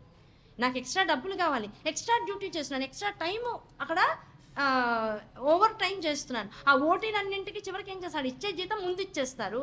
అంటే ప్రైవేట్ కంపెనీల విషయాలు నేను చెప్పేది. ఆ ఓటీలన్నీ ఒక చోట రాసుకుంటాడు వాడు, రాసుకుని ఇన్ని ఓటీలు చేసే కనుక ఇన్ని గంటలు చేసే కనుక వీటికి విడిగా డబ్బు ఇస్తున్నాను. ఆ విడిగా డబ్బు నువ్వు కష్టపడితే వస్తుంది తప్ప ఊరికే అడిగితే రాదు. ఆ ఊరికే గట్టిగా అడిగావా, మారం చేసావా, ఇస్తుందమ్మా. నీ దాని నుంచి నీ పుణ్యఫలాన్ని అంతా ఆల్రెడీ నువ్వు దాచుకున్న దాన్ని ఇచ్చేస్తుంటుంది. దాచుకుంది ఖాళీ చేసుకోవడం ముఖ్యమా, అమ్మ కోసం మనం ఏం కావాలనుకున్నా అంత స్థాయిలోనూ శ్రమని పెట్టి కష్టాన్ని పెట్టి శరీరాన్ని కూర్చోపెట్టి మనసు మదించిపోతున్న ఆ కష్టము అని అనుకోకుండా కూర్చుని ఇన్నాళ్ల పాటు తపస్సు చేసి ఆ తపస్సు ద్వారా ఓటిల ద్వారా మనకు వచ్చేటువంటి ఫలితాన్ని అనుభవిస్తూ ముందుకు వెళ్ళిపోవడమా. అలా ప్రతిదాన్ని లంక వేసుకుంటూ నాకు సుఖం వద్దు, నాకు నా అవసరాలు తీరాలి. ఇందాక సుశీలుడు అనుకున్నాడు, ఏమనుకున్నాడు, నా పిల్లల ఆకలి తీరితే చాలు. అదే ఆయనే కోరిక కోరేటప్పుడు నాకు అష్టైశ్వర్యాలు కావాలని కోరుకుంటే ఆయన ఏం కోరుకున్నాడు, నా పిల్లల ఆకలి తీరితే చాలు, నేను వాళ్ళకి 3 పూట్ల అన్నం పెట్టగలిగితే చాలు, కనీసం రోజులో 1 పూట వాళ్ళ కడుపు నింపినా చాలు, 2వ పూట అన్నం జోలికి వాళ్ళు రాదు, ఆల్రెడీ ఆకలికి అలవాటు పడ్డారు కనుక అని అనుకున్నాడు. ఎంత మినిమంలో తాను సంకల్పం చేయగలడో చేసుకున్నాడు. అంత మ్యాక్సిమంలో అమ్మవారు నువ్వు అడిగింది ఇంత, నువ్వు పూజ చేసింది ఇంత, ఆ ఇంతకి నేను ఎంత ఇస్తా. ఎండిపోయిన ఉసిరికాయ శంకర్ల యొక్క జోలెలో వేసినందుకు లక్ష్మీదేవి ఏమిచ్చింది, ఇల్లంతా నిండిపోయేటువంటి బంగారు ఉసిరికలు ఇచ్చే. నువ్వేమి ఇస్తున్నావని కాదు, ఎటువంటి మనసుతో ఇస్తున్నావు, ఎటువంటి శ్రద్ధతో ఇస్తున్నావు, ఎటువంటి సంపూర్ణ సంకల్పంతో ఇస్తున్నావు అనేటువంటి చాలా అవసరం. కనుక దేవిభావతం ప్రవచనం పెట్టుకున్నా మొత్తం పుస్తకం అయిపోవడం కాదు, అందులో ఉన్న వ్యవహారాన్ని నువ్వు ఎంత జాగ్రత్తగా పట్టుకున్నావు, ఆ పట్టుకున్న దాన్ని నువ్వు రేపటి నుంచి నీ జీవితంలోకి ఎలా తెచ్చుకుంటావు, ఈ వ్యవహారాలు తెలుసుకుంటూ ఉంటే. ఇప్పుడు జనమేజయుడు అడిగాడు, అన్నీ చేస్తున్నాము, అన్నీ బాగానే ఉన్నాయి, దీనివల్ల రకరకాల సంశయాలు అహంకారాలు లోపల పెరుగుతున్నాయి. మేమందరం కూడా యాదవ వంశాన్ని గురించి విన్నాం. మీరు ఒకానొక సందర్భంలో కశ్యపుడు ఆయనే స్వయంగా వసుదేవుడి యొక్క అవతారం ఎత్తారు అనేటువంటి విషయాన్ని చెప్పారు. ఏదో పురాణ ఇతిహాసాలు మా నాన్నగారు బతికుండంగా ఏ భాగవతాన్ని అయితే చెప్పించుకున్నారో ఆ భాగవతాన్ని వింటూ ఉన్నటువంటి సమయంలో వసుదేవుడిగా పుట్టినటువంటి వాడు ఎవరి గర్భానైతే శ్రీకృష్ణ పరమాత్మ అష్టమ గర్భంగా పుట్టాడు, ఆయన ఆ జన్మ పొందడానికి కూడా ఒక తప్పు చేశాడు, ఒక అహంకారంలోకి వెళ్ళిపోయాడని విన్నాం. అసలు ఆ అహంకారంగా పనిచేసింది ఎవరు, ఏ స్వరూపం ఎంత తప్పు చేసింది, ఆ తప్పుకి ఫలితంగా ఈ జన్మ ఎందుకు వచ్చింది, ఆ జన్మలోనే మళ్ళీ భగవంతుడి యొక్క అవతారం వాళ్ళ శరీరాల్లోంచి ఎందుకు రావాలి, తప్పు చేసిన వాడికి శిక్షే రావాలి కానీ మళ్ళీ అనుగ్రహం ఎందుకు వచ్చింది, ఏంటి కథ ఏంటి, ఈ వ్యవహారం ఏమిటి, ఈ పురాణ ఇతిహాసాల్లో ఉండేటువంటి రహస్యాలు ఏమిటి అని జనమేజయుడు వ్యాసుల వారిని అడిగారు. అప్పుడు వ్యాసుల వారు మొదలెట్టారు, అహంకార స్వరూప నిరూపణ చేస్తానయ్యా, నీకు అది ఎలా ఉంటుందో తెలుసుకో. ఒకానొక సందర్భంలో కశ్యపుడు బ్రహ్మమానస పుత్రుడు, దాంతోపాటుగా ఒక మనువు, అలాగే దక్షుడి యొక్క అల్లుడు. ఓకేనా, ఆయనకు ఉన్నటువంటి క్వాలిఫికేషన్స్ ఇంత ఉన్నాయని చెప్పుకోవడానికి అవకాశం లేదు. కశ్యపుడు చాలా గొప్పవాడు. దక్షుడి యొక్క 13 మంది పిల్లల్ని, ఆడపిల్లల్ని వివాహం చేసుకున్నాడు. ఒక్కొక్కళ్ళ ద్వారా దేవతలు, దానవులు, సర్పాలు, దాంతోపాటుగా గ్రహాలు, ఇంకా ఇంత అంతా అని కాదు, మొత్తం సాగర జాతంతా రావడానికి, పక్షులు గరుడ జాతంతా బయటికి రావడానికి, మొత్తం పాములు, మొత్తం సర్పజాతంతా క్రియేట్ అవ్వడానికి మొత్తం కశ్యపుడే మూలం. ఒక్కొక్క భార్యని ఆధారంగా చేసుకుని ఒక్కొక్క జాతిని విస్తృతం చేస్తూ వెళ్ళిపోయాడు. మనుధర్మశాస్త్రాన్ని అవతరించి. కనుక కశ్యపుడు మామూలు వాడు కాదు, చాలా తెలివిగలవాడు, బ్రహ్మజ్ఞాన సంపన్నుడు. దానికి తోడు సప్తఋషుల్లో ఒకడు కశ్యపుడు. ఇన్ని రకాల క్వాలిటీస్ విద్య ఆయనకు ఉంది. కనుక అటువంటి కశ్యపుడు తనకి ఒక భార్య ఉంది. 13 మంది భార్యల్లో ఒక భార్య అదితి. అయితే వీళ్ళిద్దరూ ఏమనుకున్నారు, ఒకనొక సందర్భంలో అదితి వచ్చి అడిగింది, దేవతల యొక్క మాత అదితి అంటే, ఓకేనా, ఆ దేవతల మాత, ఇంతమంది దేవతలకి నేను జన్మనిచ్చినా కూడా నాకు మళ్ళీ మీ ద్వారా గర్భాన్ని దాల్చి ఆ గర్భం ద్వారా జగత్తులన్నీ కూడా కొలుచుకునేటువంటి ఒక అసాధారణమైనటువంటి స్వరూపాన్ని మాతృగర్భం అంటే నా గర్భంలో ఉంచుకుని జన్మనివ్వాలనేటువంటి కోరిక వచ్చింది. సమస్త లోకాలు ఏ స్వరూపాన్ని అయితే కొలుస్తాయో ఆ స్వరూపాన్ని కనాలి తల్లిగా అనేటువంటి కోరిక వస్తుందండి నాకు అని చెప్పి. దాందే ఉంది, చక్కగా చేసుకోవచ్చు. జగదంబికని కనుక అనుష్ఠిస్తే, జగదంబ పాదాలు కనుక పడుకుని ఒక వ్రతాన్ని కనుక చేస్తే ఆ వ్రతం వల్ల ఉత్తమమైనటువంటి లోకులందరూ కూడా నమస్కరించగలిగేటువంటి పుత్రులు జన్మించేటువంటి అవకాశం అమ్మవారికి మనకి ఇస్తుంది. ఆ విషయం నాకు తెలుసు. ఎంత తెలిసినా ఒకసారి నారద మహర్షిని పిలిచి ఒకసారి ఆ విధి విధానం అంతా కనుక్కుంటాను అని నారదుడి వారి దగ్గరికి వెళ్ళారు. అడుగుతోంది ఎవరు? కశ్యపుడు. చెప్తోంది ఎవరు? నారదుడు. ఇక్కడ వింటున్నది ఎవరు? జనమేజయుడు. దాన్ని చెప్తోంది ఎవరు? వ్యాసుల వారు. ఈ వ్యాసుల వారు జనమేజయుడికి చెప్పాడని చెప్తోంది ఎవరు? సూతుల వారు సౌనకాది మహర్షులందరికీ చెప్తున్నారు. ఈ విధానాన్ని మళ్ళీ ఆ బెల్ట్ని మర్చిపోకూడదు. మళ్ళీ ముందుకు వస్తే నారదుల వారి దగ్గరికి వెళ్ళారు కశ్యపుడు. వెళ్ళి అడిగాడు, అయ్యా నా భార్య కోరిక ఇది, అదితి లోకులందరూ కూడా నమస్కరించుకోగలిగేటువంటి స్వరూపానికి తన గర్భం గుండా జన్మనివ్వాలనేటువంటి కోరిక ఆవిడలో ఉంది. కనుక ఈ కోరిక ఎలా మేము తీర్చుకోవాలి అని అడిగారు. అంటే ఆయన చెప్పారు, జగదంబికకి విశేష అర్చన ఉందయ్యా, నామాలన్నీ నీకు ఇస్తాను, ఆ పూజా విధానాన్ని అంతా కూడా నీకు ఇస్తాను నేను. కాకపోతే ఆ పూజా విధానంలో అన్నీ బాగానే ఉంటాయి, మామూలుగా సరళీకృతంగా చేసుకోవచ్చు. ఒకటే నైవేద్యం చాలా విశేషం. ఏమిటా నైవేద్యము అంటే అమ్మవారికి నిరంతరం నవనీత సేవ చేయాలి. నవనీత సేవ అంటే, నవనీతం అంటే ఏమిటి? వెన్న. ఆ వెన్న ఎలా రావాలి? ఏ పూట వెన్న ఆ పూటే, ఫ్రిడ్జ్లో పెట్టకూడదు. నిన్న సాయంకాలం పాలు కొన్నాను, పాలు పోయించుకున్నాను, సాయంకాలం పూట ఆవులు చక్కగా పాలు స్రవించిన తర్వాత మళ్ళీ ఆ పాలు కాచుకుని రాత్రికి చల్లారాక తోడేసుకున్నా, తెల్లారింది, పెరుగయి ఈ లోపల పూజా ద్రవ్యాలన్నీ ఏర్పాటు చేసుకుని మళ్ళీ మడి కట్టుకుని వంటంతా చేసేసుకున్న తర్వాత ఈ తోడుకున్నటువంటి పెరుగుని కాసేపు అలా ఉంచామనుకోండి, పైన మీగడ అందులో ఉన్నటువంటి కొవ్వును ఆధారం చేసుకుని చక్కగా గట్టిపడుతుంది. ఆ గట్టిపడిన దాన్నంతా ఒక చోట చేసుకుని అప్పటికప్పుడు చిలుక్కోవాలి. అప్పటికప్పుడు చిలుక్కుని ఎంత వెన్న అయితే వస్తుందో అంత వెన్నని చక్కగా జగదంబకి సమర్పించాలి. సమర్పించిన తర్వాత నవనీత సేవ అయిన తర్వాత ప్రత్యేకంగా భార్యాభర్తలు ఎవరైతే ఇటువంటి సంతానాన్ని కోరుకుంటున్నారో, నిజం చెప్పాలంటే అసలు సంతానం కావాలి అనుకున్న వారికి ఈ విధానాన్ని లలితా సహస్రనామం ప్రథమ పీఠికలో కూడా ఈ నవనీత సేవ గురించి చెప్పారు. కనుక దంపతులు అయినటువంటి వారి పిల్లల్ని కోరుకునేటువంటి వాళ్ళు, పిల్లలు కావాలనుకునేటువంటి వాళ్ళు, అత్యుత్తమమైనటువంటి సంతానం కావాలనుకునేటువంటి వాళ్ళు, లోకోత్తరంగా అందరితో గొప్ప అనిపించుకునేటువంటి పిల్లలు కావాలనుకున్న వాళ్ళు ఈ నవనీత సేవ కనుక నిరంతరం అమ్మవారికి చేస్తే, భార్యాభర్తలు కలిసి చేయాలి, ఒకళ్ళు చేస్తే కుదరదు. ఇద్దరు కలిసి కనుక ఈ నవనీత సేవను చేసుకుంటే ఉత్తమోత్తమైనటువంటి సంతానం కలుగుతుంది అని లలితా సహస్రనామం దేవి భావతం రెండు వంతెత్తి చెప్తున్నాయి. అదే సేవని ఇక్కడ నారదుల వారు కశ్యపుడి వారికి చెప్పారు. చాలా తేలికైనా కథ ఎప్పటికప్పుడు శ్రద్ధగా నవనీతం తీసుకోవాలి, వచ్చిన నవనీతాన్ని యథాతథంగా అమ్మవారికి సమర్పించాలి. అంతా సమర్పించిన తర్వాత పూజానంతరం ఆ నవనీతాన్ని భార్యాభర్తలు ఇద్దరు కూడా సంపూర్ణంగా, వాళ్ళిద్దరు ఎవ్వరికీ ఈ నవనీతాన్ని పంచకూడదు. అరే ఇంట్లో అత్తగారు ఉంది కదా, మామగారు ఉన్నారు కదా, వాళ్ళకు కూడా కాస్త పెడదాం, కుదరదు. ఎవరు సంతానాన్ని కోరి విశేష సేవ చేస్తున్నారో ఆ విశేష సేవ అంతర్గతంగా భార్యాభర్తలు ఇద్దరు ఆ నవనీతాన్ని తీసుకోవాలి. ఇలా 3 నెలల పాటు చేస్తే అప్పుడు సంపూర్ణమైనటువంటి అనుగ్రహంతో లోకోత్తరమైనటువంటి పిల్లలు పుడతారు, చక్కటి సదాచార సంపన్నులు పుడతారు, చక్కటి పిల్లలు పుడతారు అని చెప్పారు. సరే, వెంటనే వచ్చాడు. ఆయన దగ్గర ఉన్నటువంటి గోసంపద చాలా ఉంది కశ్యపుడికి. మామూలు వాడు కదా, ఐశ్వర్యవంతుడు. గోసంపద చాలా ఉంది, కానీ చాలా వరకు గోవులన్నీ కూడా పాపం కడుపుతో గర్భాన్ని దాల్చి ఉన్నాయి. ఆ గర్భం దాల్చి ఉన్నటువంటి గోవుల దగ్గర నుంచి ఏ పూటకాపుట పాలు తీసుకోకూడదు కదా, అది వర్జితం. బయట నుంచి వాళ్ళు ఆ సమయంలో గర్భం దాల్చినటువంటి ఆవు ఇంట్లో ఉంది అంటే ఇంకా ఆవు పాలు తీసుకోరు, బయట నుంచి వాళ్ళు కూడా కొనుక్కుంటారు. లేదు పక్క వాళ్ళతో ఒప్పందం చేసుకుని మా ఆవు ఈయన తర్వాత ఓ 10 రోజుల పాటు నీకు కూడా జున్ను పాలు ఇస్తానే, నాకు ఆ పాలు ఇవ్వంటే ఇప్పుడు దానికి వస్తు మార్పిడి విధానంతో పని అయిపోతూ ఉంటుంది. అలా కశ్యపుడు ఏం చేశాడు, ఆలోచించాడు. వరుణుడి దగ్గరికి వెళ్ళాడు. ఆ వరుణుడి దగ్గరికి వెళ్ళి, అయ్యా నేను నా భార్య ఓ వ్రతం చేద్దాం అనుకుంటున్నాం, దాని పేరు అంబికా వ్రతం. ఆ అంబికా వ్రతం చేసిన రోజులు కూడా ఏ పూటకి ఆ పూట చక్కగా సాయంకాలము విశేషంగా ఆవు నుంచి పాలు తీసుకుని ఆ పాలను కాచుకుని ఒక సేవ చేయాల్సి ఉంది. నా దగ్గర ఉన్నటువంటి ఆవులన్నీ కూడా ప్రస్తుతం నేను పాలు తీసుకోలేనటువంటి విధానంలో ఉన్నాయి కనుక మీరు అనుగ్రహించి మీ దగ్గర ఉన్నటువంటి నందినిని నాకు పంపించండి. నందిని ఎవరిక్కడ? రామధేనువు యొక్క కూతురు. ఆ నందినిని నాకు ఇవ్వండి అన్నాడు. అడిగింది ఎవరు? కశ్యప ప్రజాపతి అడిగింది, మామూలు వాడు అడగల. దాంతో వరుణుడు అన్నాడు, అయ్యా హాయిగా తీసుకెళ్ళండి స్వామి, మీ దగ్గర ఉన్న ఒకటే నా దగ్గర ఉన్న ఒకటే, మీ అవసరం అంతా తీరిపోయిన తర్వాత నాకు ఇచ్చేసేయండి అన్నాడు. అంటే ఈయన ఏం చేశాడు, అయ్యా పర్వాలేదు కదా, 1-2 సార్లు అడిగాడు, తీసుకొచ్చాడు చక్కగా. నందిని ఇంట్లో ఉంది. ఆ నందిని అడుగు పెట్టేటప్పటికల్లా అసలే సంపన్నుడు, ఎక్కడ చూసినా సరే ఐశ్వర్యం విలసిల్లుతూ ఉంటుంది కశ్యప ప్రజాపతి ఇంట్లో. ఈ నందిని అడుగు పెట్టేటప్పటికల్లా ఐశ్వర్యానికి మెరుపు వన్నె వచ్చిందట. అంటే పెద్దాలను కళ పెరిగింది.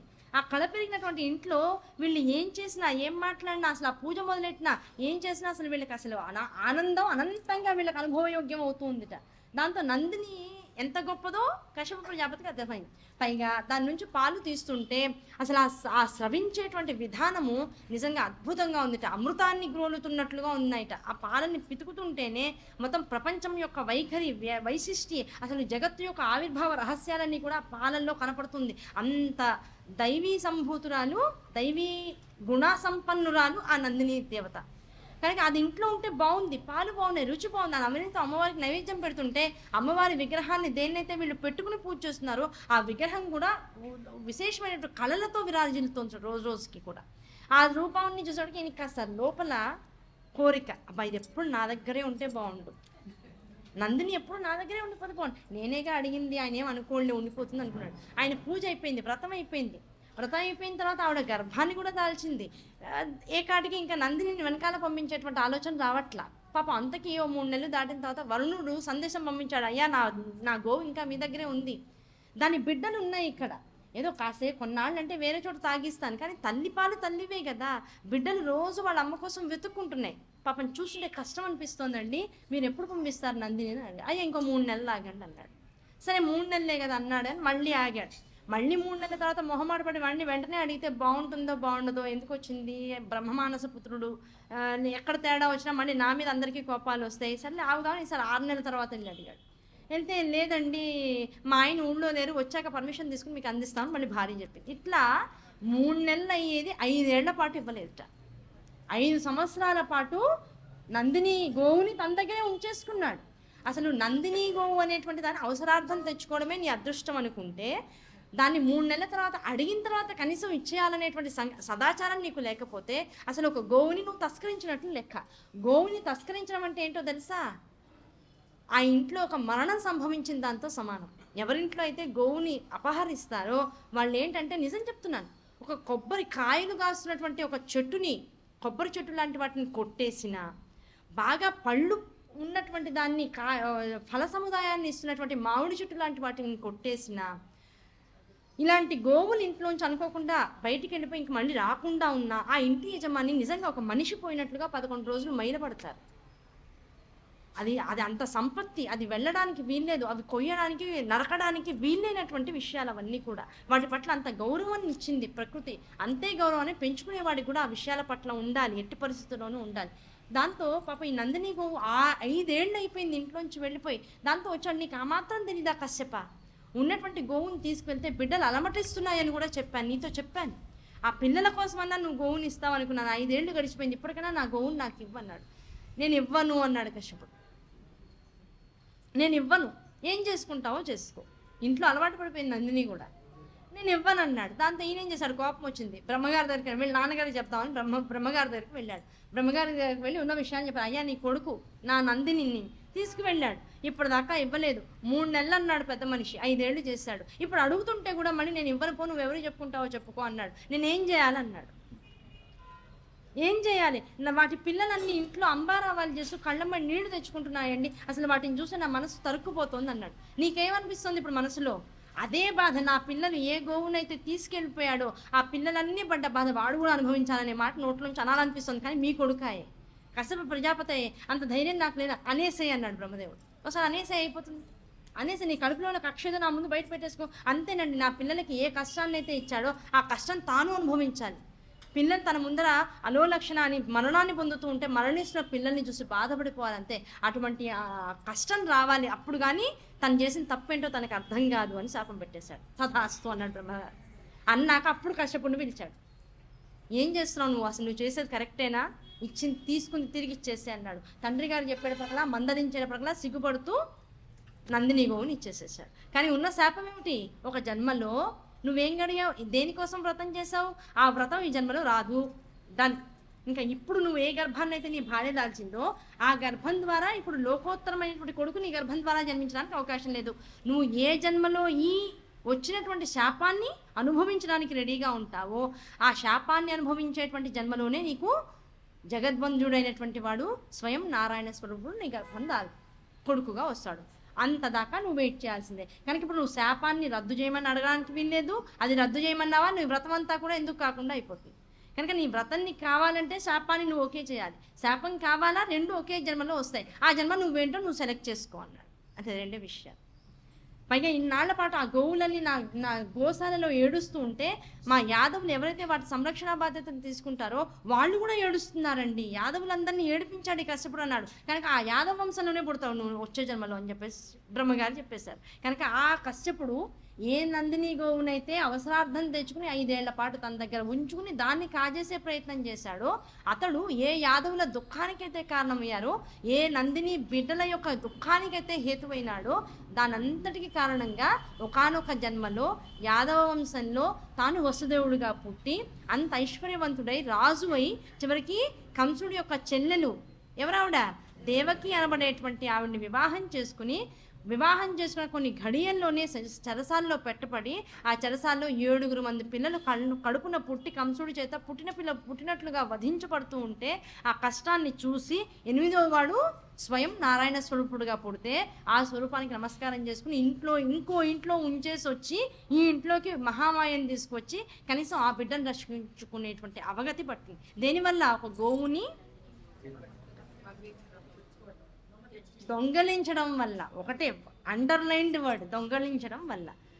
అయితే పాపం మనకు వెంటనే అనిపిస్తుంది మరి అదితి ఏం తప్పు చేసిందండి, తప్పు కదా. ఇద్దరికి ఇప్పుడు భార్యాభర్తలు ఇద్దరికి ఒకటే శాపం వస్తుంది అంటే ఏదో పుణ్యం మొగుడు పూజ చేస్తే భార్యకి సగం పుణ్యం వస్తుందంటే తీసుకుంటాం. కానీ ఆయన చేసిన పంపల్లో ఈవిడ కూడా సగం పంచుకోవాలంటే ఎలా కుదురుతుంది. ఆవిడ తప్పే ఉంది, ఆవిడని ఎందుకు ఇన్వాల్వ్ చేశారు దేవకిగా అని అంటే ఆ దేవకి ఆ అదితి చేసినటువంటి తప్పు మహాపాపం ఉంది. ఇంకా ఇది చేసిందన్న కాస్త మనం ఆపచ్చు, కశ్యపుడు చేసిన పాపానన్నా కొంత బ్రాకెట్స్లో పెట్టచ్చు.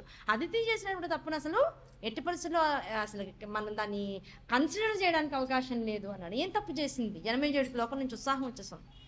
ఏం తప్పు చేసిందండి అన్నాడు. వెంటనే చెప్పాడు ఆవిడకి చెల్లెలు ఒక ఆవిడ ఉంది, ఆవిడ పేరు దితి. దైత్య కులానికి అంతటికి కూడా వంశానికి అంతటి కూడా ఈవిడ ఆద్యురాలు తల్లి. అదితి కడుపునేమో మొత్తం దేవతలు పుడుతూ ఉన్నారు, దితి కడుపున అందరూ రాక్షస వంశం అంతా కూడా వృద్ధి చెందుతూ ఉంది. పాపం ఆ దితి కడుపున పుట్టిన పిల్లలందరూ కూడా ఎప్పుడు దేవతల చేతుల్లోనో నారాయణుడి చేతుల్లోనో శివుడి చేతుల్లోనో ఎప్పుడు సంహరించబడిపోతూ ఉంటారు. పాపం ఎప్పుడు ఆవిడకి కడుపుకోతే ఆవిడ బాధ ఏంటంటే ఏదో ఒక్కసారన్నా ఒక గర్భంలో అన్నా పిల్లలు పుట్టి వాళ్ళు ఎప్పుడు శాశ్వతంగా ఉంటారు, వాళ్ళు కూడా స్వర్గంలో ఉంటారు, సుఖాలు అనుభవిస్తారు, ఏదో 4 మందితో నమస్కారాలు పెట్టించుకుంటారు, అలా ఒక్క పిల్లలన్నా ఉండాలి కదా. ఇలా పుట్టి రాక్షసులుగా పుట్టి పోనీ రాక్షస వంశంలోనే పోయి చిరంజీవులుగా ఉంటున్నారా, కళ్ళ ముందే పోతున్నారు.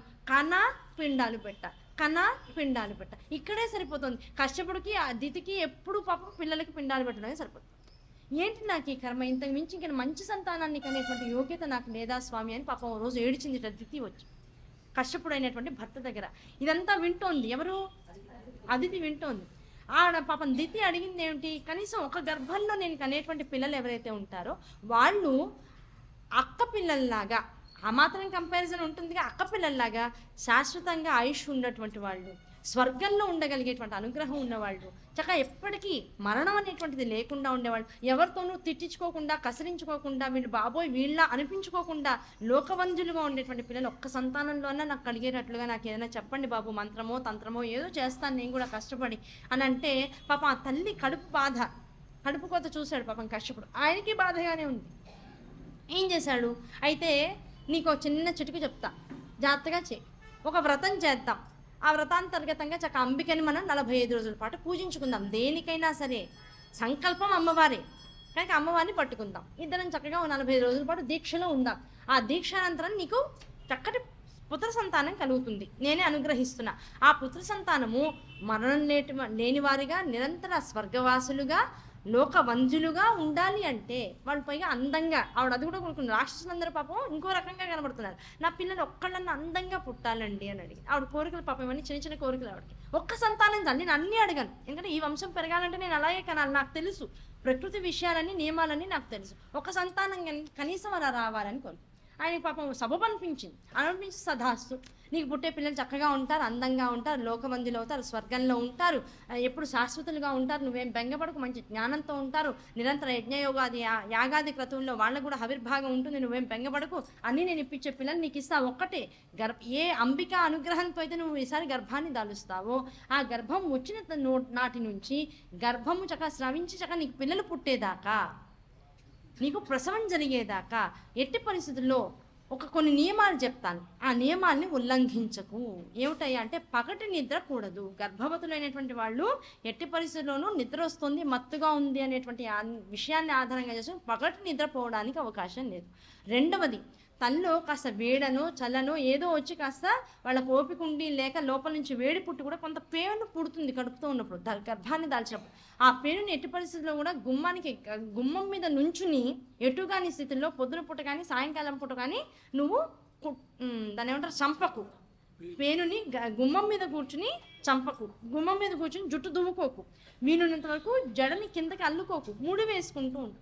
దాంతోపాటుగా ఇంకేం చెప్పాడు, నీకు వచ్చేటువంటి అవసరాలు దీర్ఘశంక లేకపోతే లఘుశంక, మలములను నీ శరీరం నుంచి బయటికి విసర్జించేటప్పుడు లఘుశంక అయితే కనీస పక్షంలో కాళ్ళు చేతులు మొహం కడుకుని నోరు పిక్కులించుకుని రావాలి.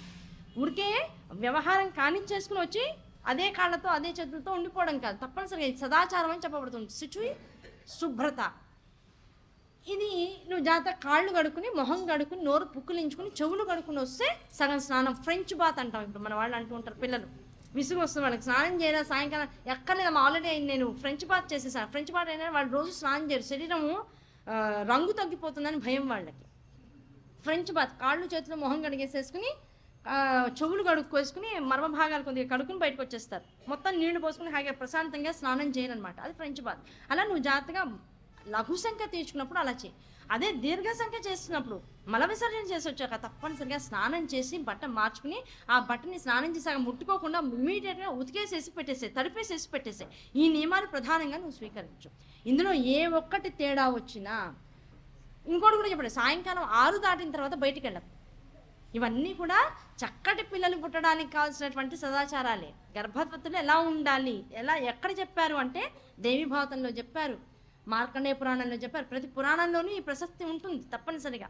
కనుక ఈ నియమాలన్నీ చెప్పారు. చేస్తావా? చేస్తాను స్వామి, నా పిల్లల కోసం నేను చేసుకోకపోతే ఎవరు చేస్తారు? శ్రద్ధగా చేస్తాను, భక్తిగా చేస్తాను, మీరు చెప్పినందుకు సంకల్ప దీక్షగా తీసుకుంటాను. సరే అయితే అన్న. ఈ లోపల ఇదంతా విన్నది ఎవరు? అదితి విన్నది. ఇంతమంది నాకు స్వర్గవాసులైనటువంటి పిల్లలు దేవతలుగా పుడుతున్నారు, హాయిగా ఉండొచ్చు, పాపం అడిగింది ఒక్క గర్భమే కదా, వదిలేయచ్చు. కానీ లోపల నుంచి ఈర్ష్య వచ్చింది. ఆ ఈర్ష్య వచ్చేటప్పటికి ఏం చేసింది? నాలాంటి పుత్రుడు కావాలంటుందా? దానికి ఏది ఇచ్చిందో అది హాయిగా అనుభవించవచ్చుగా. నాలాంటి వాళ్ళని ఎందుకు కంపేర్ చేసుకోవడం? అలాంటి పుత్రులు పుట్టడానికి వీల్లేదు. లోపల నుంచి ఈర్ష్య నుంచి ద్వేషం వచ్చేసింది, ఈర్ష్యలోంచి ద్వేషం పుట్టింది. ద్వేషం పుట్టేటప్పటికి అనుకుంది, నాలాంటి పిల్లలు అడిగింది, అలాంటి పిల్లలు దాని గర్భాన్ని పుట్టడానికి ఒక నా పిల్లల లాంటి వాళ్ళు నాతోనే పుట్టాలి, నా దగ్గరే పుట్టాలి, దాని గర్భం పుట్టడం ఏమిటి, నాకు కుదరదు అనుకుంది. వెంటనే ఏం చేసింది? ఇంద్రుడిని పిలిచింది. వాడు అన్నింటికి రెడీగా ఉంటాడు, అమ్మ చెప్పండి అమ్మ అంటాడు. ఇంద్రుడిని పిలిచింది, ఒరే నాయన, ఇగో మీ మీ మీ పిన్ని గారు గర్భం దాలుస్తుంది. ఆ దాల్చగానే నువ్వు చేయాల్సింది ఏంటంటే ఎలాగలా గర్భాన్ని విచ్ఛిన్నం చేయాలి, అంటే గర్భస్రావం జరిగేలా చేయాలి, గర్భం తీసేసేయాలి. అది మనం చేసామని తెలియకుండా చేసేయాలి. నువ్వేం చేస్తావో చేసి. కొడుకు అంత పెద్ద బాధ్యత ఇచ్చింది.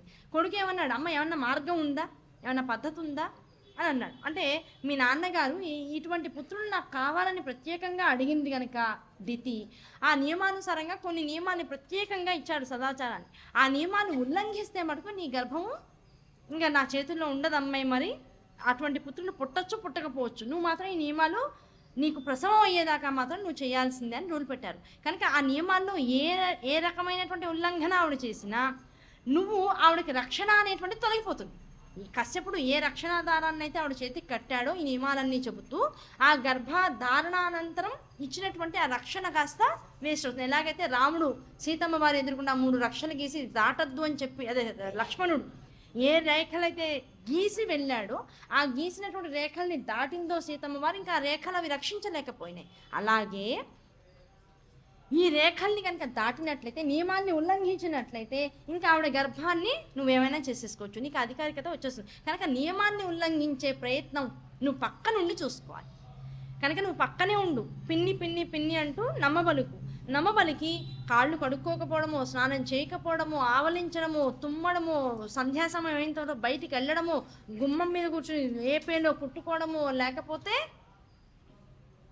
ఇలాంటి నియమాల్లో ఏదో ఒకటి ఆవిడ చేయకుండా అయితే మాందు. కనుక నువ్వు పక్కనే ఉండి నువ్వు గమనిస్తూ ఉండు. అవకాశం రాగానే గర్భంలోకి వెళ్ళి వజ్రాయుధంతో మొత్తం గర్భాన్ని ఛిద్రం చేసేసేయమని చెప్పి, సరే అమ్మ చెప్పింది కదా వెళ్ళాడు. పిన్నితో చక్కగా మాట్లాడాడు. పిన్ని నీ కొడుకులందరూ రాక్షసులుగా పుడుతున్నారు, నా చేతిలో చచ్చిపోతున్నారు, నా మీద నీకు కోపంగా ఉంటుంది, కానీ జాతి ధర్మం వైర లక్షణం అలాగే ఉంటుంది పిన్ని. వాళ్ళని వదిలేస్తే నా తండ్రి పిల్లలే, నా పిన్ని పిల్లలే కదా అని వదిలేస్తే లోకమంతా పాడైపోతుంది పిన్ని, అందుకని నేను వజ్రాయుధంతో అందరినీ చంపుతున్నాను తప్ప ఇందులో నా తప్పేం లేదు పిన్ని, నన్ను నమ్ము పిన్ని. ఇప్పుడు నువ్వు గర్భాన్ని దాల్చావు, నా తండ్రి నీకేదో వరం ఇచ్చాట, దానివల్ల నా అంతటి పుత్రులు స్వర్గవాసులైన వాళ్ళు పుడతారట, కనీసం ఈ రకమైన గర్భం నీకు వచ్చినప్పుడన్నా నన్ను కాస్త దగ్గరికి రాయించి నాతో సేవ చేయించుకో పిన్ని, నాకు కూడా కాస్త పాపం పోతుంది, ఎంతమంది నీ పిల్లల్ని చంపుతున్నందుకు కానీ వచ్చే పాపం పోతుందని పాపం నమ్మబలిక పాపం ఆవిడంది. సరే నాయన రా అంది. రోజు పిన్నికి కావాల్సినటువంటి ఏర్పాట్లన్నీ చేస్తున్నాడు. కాళ్ళు నొప్పులైనప్పుడు కాళ్ళు నొక్కుతున్నాడు, శిరోభారం అన్నప్పుడు శిరస్సును నొక్కుతున్నాడు, అన్నీ గమనిస్తున్నాడు. ఏ తప్పు చేస్తుంది ఏ తప్పు చేయదు అన్ని జాగ్రత్తగా, ఎక్కడ ఆవిడ తప్పును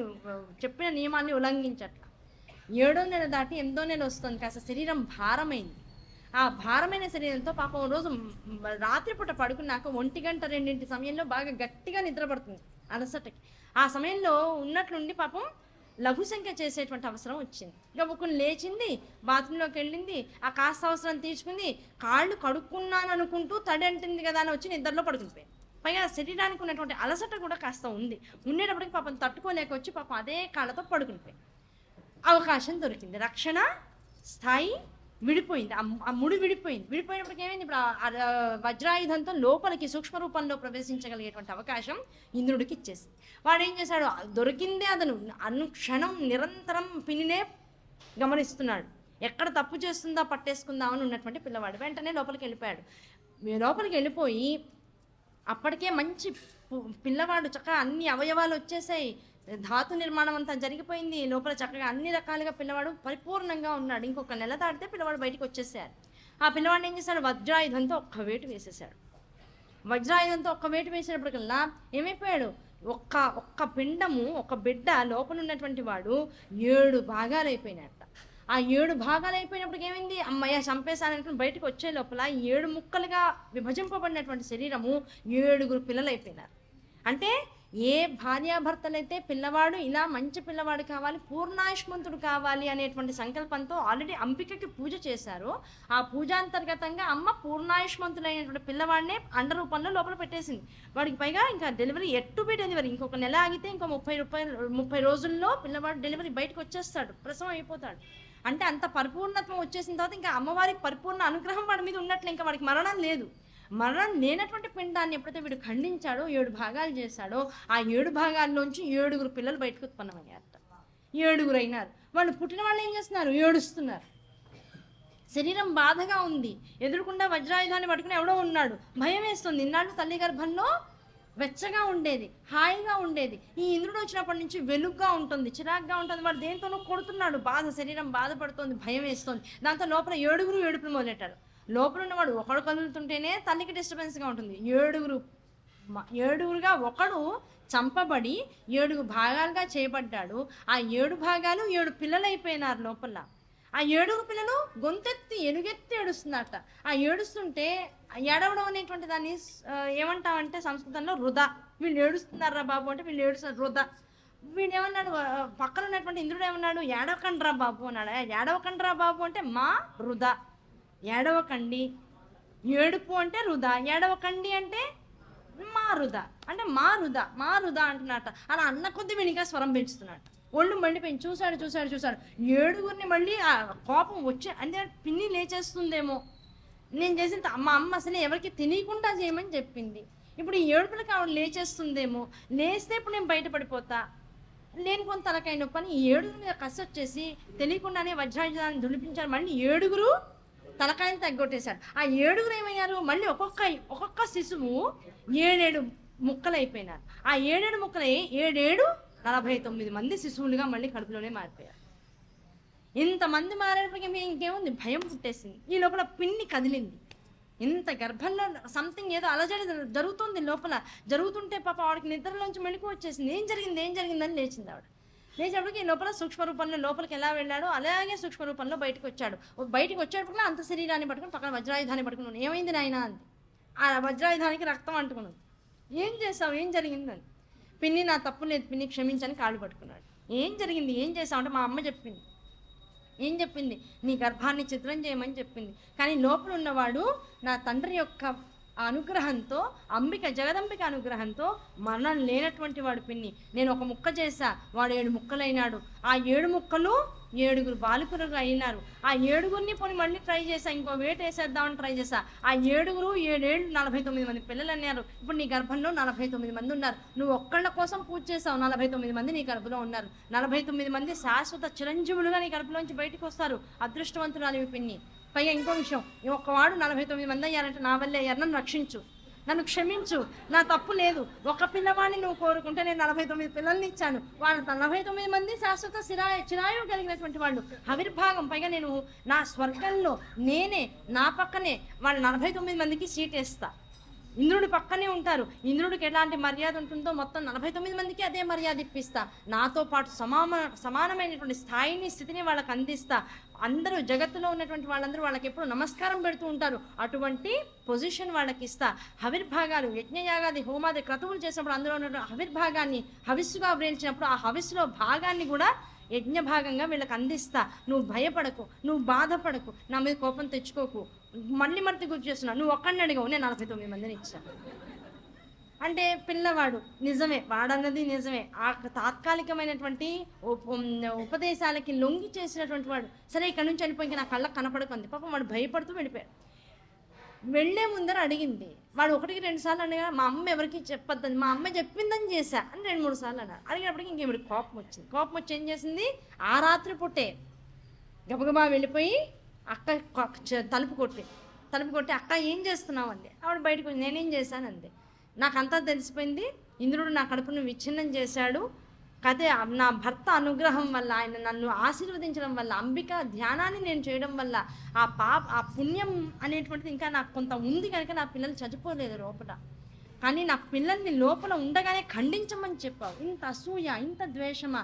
ఏ పిల్లల్నైతే నరికేసావో ఆ పిల్లల్ని కళ్ళ ముందర ఇలాగే నలకబడ్డం. 7 పిల్లల్ని అంటే ఒక పిల్లవాడిని చంపావు, 7 మారారు వాళ్ళు. ఆ 7 చంపేసేటువంటి ఉపదేశం నీ కొడుకు చేసావు. 7 చంపినందుకు కావలసినటువంటి పాపాన్ని నువ్వు కొట్టుకున్నావు. ఇంకో జన్మలో నీకు కడుపున 7 పుడతారు. ఆ 7 నీ కళ్ళ ముందర నరకబడతారు. ఎలా వజ్రాయుధంతో నీ కొడుకు నా గర్భాన్ని విచ్ఛిన్నం చేయమన్నావో అదే స్థాయిలో నీవు కడుపున పుట్టినటువంటి 7 పిల్లలు ఇలాగే చిత్రమవుతారు. ఈ శాపాన్ని నీకు ఇస్తున్నానంట. ఇంకొకళ్ళకొకళ్ళు శాపాలు పెట్టేసుకున్నప్పుడు ఇప్పుడు ఏమైంది, అటు కష్టపడికి నందిని కొట్టేసినందుకు, దొంగతనం చేసినందుకు కావాల్సినటువంటి శాపం వచ్చేసింది. నువ్వు కూడా ఇలాగే యాదవ కుల రాజు అయి ఉండి నీ దగ్గర నుంచి నువ్వు కన్నటువంటి పిల్లలు నీకు దూరం అయిపోతుంటే, ఎవడో తీసుకువెళ్ళిపోతుంటే బాధపడతావు. అలాగే నీ భార్య ఎవరైతే అదితి ఉందో ఇప్పుడు ఆవిడ చేసినటువంటి తప్పుకి ఆ పిల్లలు తీసుకువెళ్ళకపోవడం కాదు, ఏకంగా నీ కళ్ళ ముందు చచ్చిపోతారు. ఆ చచ్చిపోయేటువంటి బాధని భార్యాభర్తలు ఇద్దరు కలిసి చేయండి. ఇద్దరు కూడా ఒకే రకమైనటువంటి తప్పు, ఒకే రకమైనటువంటి శిక్షకి అధికారికత్వాన్ని పొందుతూ చేశారు కనుక మీ ఇద్దరికి ఇది రావాల్సినటువంటి కష్టమే అని చెప్పేసి శాపాన్ని ఇచ్చేస్తారు. దాంతో ఏమైపోయింది, ఒకానొక సందర్భంలో ద్వాపర యుగంలో ఏ కృష్ణ జననం అయితే జరగాలో ఆ కృష్ణ జననాంతర్గతంగా వసుదేవుడు, దేవకి అనబడేటువంటి క్షత్రియ కుమార్తె వీళ్ళిద్దరికీ కూడా యాదవ కుల సంజాతుడు. ఆయన యాదవ కులానికి రాజని తెలిసినా సరే మంచివాడు, ధర్మం కలిగినటువంటి వాడు, ఐశ్వర్యం కలిగినటువంటి వాడు అని తెలిసి కంసుడు తనంతట తానుగా తన బాబాయ్ కూతురు అయినటువంటి దేవకికి వివాహం చేయడం కోసం వసుదేవుణ్ణి వెతికి మరీ తెచ్చినటువంటి వాడు, వాళ్ళిద్దరికి వివాహం తానే పెద్ద అయి చేసినటువంటి వాడు, ఈ ఆకాశవాణి ద్వారా తన పాపాలు పడడం కోసం ఏ పరమాత్మ జననం అయితే జగత్తులో జరగాలో ఆ పరమాత్మ జననం తన చెల్లెల కడుపులోనే జరుగుతుంది అనేటువంటి విషయాన్ని తెలుసుకుని వీళ్ళిద్దరినీ వెళ్ళినటువంటి 2.5 గడియల్లో కారాగారానికి పరిమితం చేసి వాళ్ళ జీవితాన్నంతా కారాగారంలో మగ్గించేసి ఏ నందిని ధేనువునైతే తను చెరపట్టాడో అలా తన జీవితం అంతా కారాగారంలోనే కశ్యపుడు గడిపాడు. ఏ కారాగారంలో ఏ గర్భంలో అయితే శిశువులు ఉండంగా వాళ్ళని చంపమని చెప్పిందో ఆ శిశువులందరినీ కన్నంత కాలం కన్న తర్వాత కూడా ఆ శిశువులు వచ్చి మళ్ళీ ఆ లోకోత్తరమైన కొడుకు తనంతట తాను వచ్చి విడదీసేదాకా కూడా భార్యాభర్తలిద్దరూ కారాగారంలోనే మగ్గిపోయారు. కనుక దేవకి వసుదేవుల యొక్క చరిత్ర ఇలాంటి తప్పుల వల్ల. ఈ తప్పులు ఎక్కడి నుంచి వచ్చాయి? అన్నీ తెలిసిన వాళ్ళు, శాస్త్రం తెలుసు, ధర్మం తెలుసు, వేదం తెలుసు, రాజనీతి ఏంటో తెలుసు, ఏది తప్పో ఏది ఒప్పో తెలుసు, కష్టం అంటే ఏంటో తెలుసు, సుఖం అంటే ఏంటో తెలుసు, ఈ కష్టానికి సుఖానికి మధ్య ఉన్నటువంటి జన్మ ఎందుకు మనకి లభించిందో తెలుసు, ఈ జన్మను ఎలా సార్థకం చేసుకోవాలో తెలుసు. ఇన్ని తెలిసిన తర్వాత కూడా తెలిసి తప్పు చేయడం అసలు తప్పు చేసిన దానికన్నా కూడా 100 రెట్ల ఫలితాన్ని అధికంగా ఇస్తుంది. ఏది తెలిసి తప్పు చేయకూడదు. తెలియకుండా అనుకోకుండా జరిగింది, పర్వాలేదు, అమ్మవారు చూసుకుంటుంది. దానికి కావాల్సినటువంటి విషయాన్ని ఇలా చేయొచ్చు చేయకూడదని ఎవరి ద్వారా చెప్పిస్తుంది అమ్మవారు ఏదో ఒక రూపంలో. అన్నీ తెలిసిన తర్వాత ఇది తప్పు అని తెలిసి తప్పు చేయడము మహాపాపం, అది పాతకం కింద మారిపోతుంది. ఆ పాతకం కింద మారిపోయినప్పటికల్లా దేవకి వసుదేవులు ఇంత కష్టపడ్డారు. ఈ విషయాన్ని జనమేజయుడికి వ్యాసుల వారు చెప్పారు. ఓహో, అహంకారం అనేటువంటిది ఇంత చేస్తుందా, ఇంత జ్ఞానం ఉన్న మనిషిని తెలియకుండానే పడేసేస్తుందా. అబ్బా, అహంకార రూపాన్ని చూస్తుంటే మనసు ఆగట్లేదు. ఈ అహంకారం ఎప్పటికీ లోపలికి రాకుండా ఉండాలంటే ఇంకేమన్నా చెప్పండి. ఇలా అహంకారం గురించి మాట్లాడుకుంటుంటే బోల్డ్ కథలు ఉన్నాయ్యా. ఈ బోల్డ్ కథల్లో ఇంకో కథ ఉంది, నరనారాయణుల యొక్క కథ. ఆ నరనారాయణుల యొక్క కథలోకి వెళ్తే ఆ నరనారాయణులు ఇద్దరు కూడా ఎవరు? Nothing but Vishnumurthy. ఆ విష్ణుమూర్తి వాసుదేవ స్వరూపంగా, హరిస్వరూపంగా మొత్తం 4 స్వరూపాన్ని పొంది ఉన్నాడు. వాసుదేవుడిగా మొత్తం 4 స్వరూపాలు. ఆ 4 స్వరూపాల్లో ఒక రూపం హరిస్వరూపం. ఆ హరి నిరంతరం కూడా వైకుంఠంలో శేషపాన్పు మీద ప్రశాంతంగా పడుకుని మొత్తం జగత్తులో జరిగేటువంటి విషయాలన్నింటినీ తెలుసుకుంటూ ఉంటాడు. దానికి కావలసినటువంటి రచనని చేస్తూ ఉంటాడు. ఆ హరి చేసేటువంటి పని అంతవరకే. ఆయనలో ఉన్నటువంటి ఇంకో రూపము గోపపాలకుడు కృష్ణుడుగా గోవుల దగ్గర గో సన్నిధిలో ఇప్పుడు కూడా ఆనందాన్ని అనుభవిస్తుంటాడు. గోకులంలో ఉంటూ ఉంటాడు. ఆయన కృష్ణస్వరూపంగా ఉంటాడు. అందులోంచి వచ్చినప్పుడు ఇంకో 2 రూపాలు, నరుడొకడు, నారాయణుడు ఒకడు. వీళ్ళిద్దరూ కూడా స్వయం విష్ణు స్వరూపాలే.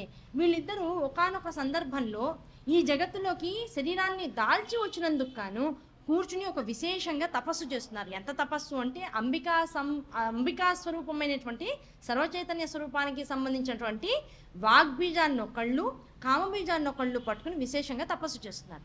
ఆ తపస్సు ఎంత విశేషంగా జగత్తులన్నింటికి పరిచయం అయిందంటే స్వర్గలోకం దాకా, అంటే ఇంద్రుడు కూర్చునేటువంటి సింహాసనం దాకా ఈ నరనారాయణుడు చేసేటువంటి తపస్సు ద్వారా వాళ్ళ శిరస్సు భాగం నుంచి అగ్ని ప్రజ్వలించడం మొదలెట్టింట. అగ్ని ఎంత దాకా ప్రజ్వలిందయ్యా అంటే ఇక్కడ ఉన్నటువంటి మంట అక్కడ వాటి యొక్క తలకాయలు, తోకలు స్వర్గలోకంలో కనపడడం మొదలెట్టాయట. స్వర్గలోకం దాకా ఈ అగ్ని యొక్క తోకలు వెళ్ళిపోయినట్టు, అంటే ఆ మంట అక్కడ దాకా వెళ్ళిపోయింది. దాంతో ఇంద్రుడికి ముందే భయం, ప్రపంచంలో ఎవరు తపస్సు చేస్తున్నా నా స్వర్గాన్ని కాజేయడానికే, నా కుర్చీని కాజేయడానికి ఆయనకు అది గట్టి నమ్మకం. దాంతో ఆయన భయం పుట్టింది. బాబోయ్, వీళ్ళెవర్రా బాబు ఇంత గట్టిగా తపస్సు చేస్తున్నారు, ఇంకా అయిపోయింది, నా స్వర్గం కాస్త పోయిందని భయపడ్డాడు. ఆ పోయిందని భయపడినంతసేపు పట్టలేదు, ఆ మంటలు బ్రహ్మలోకం దాకా కూడా పోయినాయి. అంటే వాళ్ళంతా నిబద్ధతతో ఆ తపస్సును చేస్తూ ఉన్నారు. వెంటనే ఇంద్రుడు ఏం చేశాడు? కాముణ్ణి, అంటే ఎవరు మన కాముడు అంటే ఎవరు? మన్మధుడు. ఆయన రమ్మన్నాడు. మన్మధ అర్జెంటుగా వచ్చేసి, ఏంటి ప్రభు చెప్పండి అన్నాడు. నువ్వు గబుక్కున ముందు భూలోకానికి వెళ్ళాలి. నీ స్నేహితుడు వసంతుడితో పాటు నేను ఒక 5-6 ఈ దేవకన్యల్ని ఇచ్చి పంపిస్తా, అప్సరసల్ని, వీళ్ళని కూడా నీతో పాటు తీసుకుని గబగబా వెళ్ళిపో, ముందు అర్జెంటుగా వెళ్ళిపోవాలి. ఏం జరిగిందన్న, నరనారాయణులని ఇద్దరు విశేషంగా తపస్సు చేస్తున్నారు. ఆ తపస్సు ఇమ్మీడియట్గా ఆగిపోవాలి. నాకు తెలిసి వాళ్ళిద్దరూ నా ఆసనం కోసమే, నా సింహాసనం కోసమే ఇంత తపస్సు చేస్తున్నారు. అది కానీ పోయిందా, నువ్వు చిత్తం ప్రభు అంటే ప్రభుగా నేను ఒగ్గట్టడానికి ఇక్కడ ఉండను, కనుక ఇమ్మీడియట్గా వెళ్ళిపో అన్నారు. అయ్యా ఒక్క నిమిషం అని చెప్పి తొంగి చూసాట. మన్మధుడు ఏం చేశాడు? తొంగి చూశాడు. ఆయనకి బాగా తెలుసు ఎదురుకుండా ఉన్నవాడు ఎవరిని గురించినటువంటి తపస్సు చేస్తున్నాడో, దేనికోసం తపస్సు చేస్తున్నాడో మన్మధుడికి బాగా తెలుసు. ఎందుకంటే జగత్తునంతటినీ పాలించేటువంటి జగదంబిక మహాకామేశ్వరుడు దెబ్బ కొడితే ఎలా ఉంటుందో బాగా అనుభవించి రుచి బాగా చూసినవాడు పైనుంచి చూసాగానే చెప్పాడు, అయ్యా వీళ్ళిద్దరూ ఒక కోరికని సాధ్యాసాధ్యాలతో దాని కోరికని సిద్ధింప చేసుకోవడం కోసం తపస్సు చేయట్లా, అంబ బీజాక్షరాలు పట్టుకుని అమ్మని విశేషంగా అంబగా వారు మారిపోవడం కోసం కావాల్సినటువంటి శిక్షణ కోసం తపస్సు చేస్తున్నారు. వాళ్ళు అంబను పట్టుకున్నారు, నీ కోసమో నా కోసమో వాళ్ళు తపస్సు చేయట్లేదు అని చెప్పాడు. పైగా నువ్వు ఇప్పుడు నన్ను పంపించిన పట్టుదలగా ఇలాంటి తపస్సును భగ్నం చేసేటువంటి శక్తి నాకైతే లేదు. నేను నా ప్రయోగాలు నేను చేస్తా, కానీ ఇలాంటి నేను చేసేటువంటి ప్రయోగాలు వాళ్ళ మీద పనిచేయవు కనుక అసలు నువ్వు వాళ్ళని టచ్ చేయడం అనవసరం. వాళ్ళు అసలు నీ కోసం కాదు వాళ్ళు చేసేటువంటి తపస్సు, వాళ్ళు మోక్షం కోసం, ఆనందం కోసం, శాశ్వత ఆనందం కోసం వాళ్ళు ఈ తపస్సు చేస్తున్నారు, వదిలేసే వాళ్ళని చెప్పాడు. కుదరదు, నీకు తెలుసా నాకు తెలుసా, నీకు తెలుసా నాకు తెలుసా, నేను నీకు రాజుని, నాకు తెలుసు, నాకు అన్నీ తెలుసు, వెళ్ళు కిందకి వెళ్ళి ముందు వాళ్ళని ఆ తపోభంగం చేసిరా అంటాడు. తన దగ్గర నుంచి అప్సరసల్ని పంపించాడు. వసంతుడు కాముడు ఇద్దరు వెళ్ళారు. రాజుడు ఆజ్ఞ ఇచ్చినప్పుడు రాజు చెప్పినప్పుడు తప్పకుండా రాజు చెప్పిన విషయాన్ని చేయాలి. వెళ్ళాడు, కిందకి వెళ్ళారు. వెళ్ళి నరనారాయణ ఇద్దరు కూడా అక్కడ తపస్సు చేసుకుంటూ ఉంటే మొత్తం మన్మథ పంచబాణాలు ఏకస్థాయిలో ఒకేసారి ప్రయోగించేశాడు. ఒక్కొక్క దానికి ఒక్కొక్క ఫలితం ఉంటుంది. ఆ ఫలితానికి సంబంధించి విచలితుడైపోతాడు మనిషి. మన్మధుడు 5 బాణాలు ఒకే మనిషి మీద వేశాడు అంటే ఆ 5 బాణాల ప్రభావం ఎలా ఉంటుంది అంటే ఇంకా మనిషిలా ఉండడు, కొట్టుకుపోతాడు. ఆ కొట్టుకుపోయే స్థితిలో కూడా ఒక పక్క వసంతుడు ఏం చెప్పాడు, బాణాలు వేస్తుంటేనే మొత్తం ప్రకృతిని అంతా కూడా ఆహ్లాదకరంగా మార్చు, పువ్వులు, లతలు, కాయలు, పళ్ళు, చక్కగా ఆకులు విస్తరించి పచ్చగా ఆ అద్భుతమైనటువంటి కాంతిరేఖతో ఈ కాలమంతా కూడా మనస్సుని మరుగుల్పేటట్లుగా మారిపోవాలి. ఎక్కడ పడితే అక్కడ ఏ పుష్పాలైతే ఆ పుష్పాలు అద్భుతమైన వాసనలు వెదజల్లుతాయో ఆ పుష్పాలన్నింటినీ కూడా పూసేలా చేసేసాయి, ఇప్పటికిప్పుడు విరజిమ్మేలాగా చేసేసాయి. అవన్నీ అలా వాసనలు మరుగుల్పుతూ అప్పుడే పండుతున్నటువంటి కాయలు అంటే పిండి దశ నుంచి కాయ దశకు వచ్చేటువంటి వాసన ఒకటి ఉంటుంది, కాయ దశ నుంచి పండు దశకు వెళ్ళేటువంటి వాసన అద్భుతంగా ఉంటుంది. ఈ వాసనలన్నీ ఈ పెరుగుతున్న చెట్లతో పాటు పూలతో పాటు బయటకు వస్తూ ఉంటే ఆ వాసనలు పీలుస్తున్నటువంటి వాడి మనస్సు మదమెక్కిపోతుంటుంది. అటువంటి వాతావరణాన్ని ఏర్పాటు చేయి. దాంతోపాటు నేను 5 బాణాలు ఒకేసారి వేసేస్తా. దేవకన్యల అప్సరసలు అద్భుతంగా వాళ్ళ దగ్గరికి వెళ్ళి నృత్యనాట్యాలతో ఆనందాన్ని కలిగిస్తారు. కానీ ఎట్టి పరిస్థితుల్లో వాళ్ళు తపస్సును వదిలేస్తారని చెప్పి అన్ని ప్రయోగాలు చేశారు. ఏమన్నా చేయి, కదలిక లేదు, ఏమన్నా చేయి, వాళ్ళు కదలట్లేదు. చివరికి నృత్యం చేసి చేసి చేసి దేవకన్యలు అలసిపోయారట. కానీ ఇలా అలసిపోయాము, మేము ఓడిపోయామని పైకి వెళ్తే ఇంద్రుడి దగ్గరికి ఆయనకి ఆనందం కలగదు. దాంతో అక్కడ ఉన్నటువంటి దేవకన్యలు ఏం చేశారు, కొంత ఇంకాస్త ఫార్వర్డ్ అయ్యారు. నరనారాయణులు ఇద్దరు చేసినటువంటి దిమ్మ ఎక్కి ఆ చేసినటువంటి పీఠాన్ని ఎక్కి వాళ్ళిద్దరిని స్పృశిస్తూ వాళ్ళ ముఖాలని కానీ, వాళ్ళ చేతి వేళ్ళని కానీ, కాళ్ళని కానీ, శరీరాన్ని కానీ, ఉదర భాగాన్ని కానీ, వీపుని కానీ టచ్ చేస్తూ, అంటే అది యాక్చువల్గా నియమం కాదు, అది విరుద్ధమైనటువంటి నియమం. వాళ్ళ శరీరాలు తపస్సు చేసిన వాళ్ళని ముట్టుకునేటువంటి శక్తి మనకి లేదు. అయినా సరే అక్కడ ఇంద్రుడు మళ్ళీ కోప్పడతాడు ఎందుకు వచ్చిందని దగ్గరకు వచ్చి శరీరాన్ని స్పృశిస్తూ కూడా వాళ్ళ తపస్సుని భంగం చేసేటువంటి ప్రయత్నం చేశారు. అయినా వాళ్ళు అసలు ఎక్కడ దేనికి లొంగల ప్రశాంతంగా కూర్చొని తపస్సు చేసుకుంటున్నారు. తప్పలేదు, ఇంకా కాముడు వెళ్ళిపోయినాడు, వసంతుడు వెళ్ళిపోయినాడు, దేవకన్యలు వెళ్ళిపోయినాయా, మేము ఓడిపోయాం స్వామి, వాళ్ళు లేవట్లేదని చెప్పారు. ఇంద్రుడు ఏం చేశాడు, తనంతట తానుగా కిందకు వచ్చాడు. మొత్తం క్రూరమైనటువంటి మృగాలు తాము ఉన్నటువంటి స్థానానికన్నా కూడా విపరీతమైనటువంటి విస్తరణతో, అంటే పెద్దదైనటువంటి వైశాల్యంతో ఉన్నటువంటి సింహాల్ని, పులుల్ని వాళ్ళ మీదకి ప్రయోగం చేశాడు. ఆ కర్ణ కఠోరమైనటువంటి శబ్దాలు అరుపులుగా, ధ్వనులుగా వాళ్ళ నుంచి వస్తుంటే అవన్నీ వాళ్ళు విని భయపడన లేస్తారేమో అని ప్రయోగం చేశాడు. దేనికి లేవల. రాళ్లతో వర్షం కురిపించాడు, లేవల. మంచుతో వర్షాన్ని కురిపించాడు, మంచు రాళ్ళు పడుతున్నాయి, ఐసు గడ్డలు పడుతున్నాయి పైనుంచి. అయినా సరే వాళ్ళిద్దరూ లేవల. అసలు ఇంకా కూర్చోడానికి అవకాశం లేకుండా ఆ వానకి కొట్టుకుపోయేంత వర్షాన్ని ఏర్పాటు చేశాట. వాళ్ళిద్దరూ కదలలేదు, లేవలేదు, కనీసం అయ్యో తడిసిపోతున్నాం అనే భ్రాంతి లేదు, ముఖంలో కనీసం ఒక చింతాక్రాంతమైనటువంటి చిన్న మార్పు కూడా లేదు. తమ చేసినటువంటి ఆ తపస్సులో ప్రశాంతంగా ఆనందాన్ని అనుభవిస్తున్నారు. అలాంటి తపస్సు చేశాడు. ఈ తపస్సును చూశాడు, ఎక్కడ ఆగట్లేదు, భయం వేసేస్తాం. తపస్సుతో ఆనందాన్ని అనుభవించడానికి వచ్చారు తప్ప ఎక్కడా లేదు. ఈ లోపల ఇవన్నీ జరిగిన తర్వాత అలసిపోయాడు, పైకి వచ్చాడు, విసుగ్గా ఉన్నాడు. 5 అప్సరసలు అప్పటికే ఫెయిల్ అయిపోయి పైకి వచ్చేసారు. ఈ ప్రధానమైనటువంటి అప్సరసలు ఉంటారు, ఊర్వశి, మేనక, తిలోత్తమ, ఇలాంటి వాళ్ళు, రంభ, వీళ్ళు కాస్త హయ్యర్ క్యాడర్ వాళ్ళు అన్నారు, ఈ అప్సరసలకి సరిగా తెలియదు, మేము వెళ్తాం ఇంకా అన్నారు. ఇంద్రుడు కూడా ఓడిపోయాడు అన్నాక ఇప్పుడు మనం గెలిచామనుకో, కళ్ళు తెరిచారనుకో, ఇప్పుడు క్రెడిట్ అంతా ఎవరిది? మందే అవుతుంది. అందుకని ఇంకో అప్సరసలు కాస్త హయ్యర్ క్యాడర్ వాళ్ళు మేము ప్రయత్నిస్తాం, ఇది కూడా ప్రయత్నాన్ని పోతే ఎవడు మాట్లాడు, అయితే మనల్ని మెచ్చుకుంటారని కిందకెట్టారు. వెళ్ళి ఇంకోసారి మంచిగా పాటలు పాడుతూ వీణానాదాలు చేస్తూ ఇంకోసారి చక్కగా వాళ్ళని ప్రేరేపిస్తూ దగ్గరికి వెళ్తే ముందు చేసినటువంటి వాళ్ళనే శరీర అవయవాలు ముట్టుకుంటూ అలా వాళ్ళని ప్రేరేపితం చేసే ప్రయత్నం చేశారు. గట్టిగా చూస్తూ ఉంటే వరుసగా ఏదో ఒక దాడి ఇంద్రియాల మీద జరుగుతూనే ఉంది. చూశారు చూశారు చూశారు వాళ్ళిద్దరూ కొంత అసలు మేము దీనికి లొంగం అనేటువంటి స్థితిలో ఉన్నటువంటి వాళ్ళే వాళ్ళ మనస్సుతో ఒకరితో ఒకరు మాట్లాడుకుంటున్నారు. నరుడు అన్నాడు, నాయన లేద్దాం, వీళ్ళు ఇలాగే విసిగిస్తుంటే చిరాగ్గా ఉంటుంది, కనీసం వెళ్ళిపోమని చెప్దాం, మనకు అంత అవసరం లేదని చెప్దాం, మనకు అసలు వీళ్ళు ఎంత డిస్టర్బ్ చేసినా మనకి ఆ డిస్టర్బెన్స్ అనేది రాదనేది కనీసం చెప్దాం, అనవసరం ప్రయత్నాలు చేస్తున్నారా వీళ్ళు అన్నారు.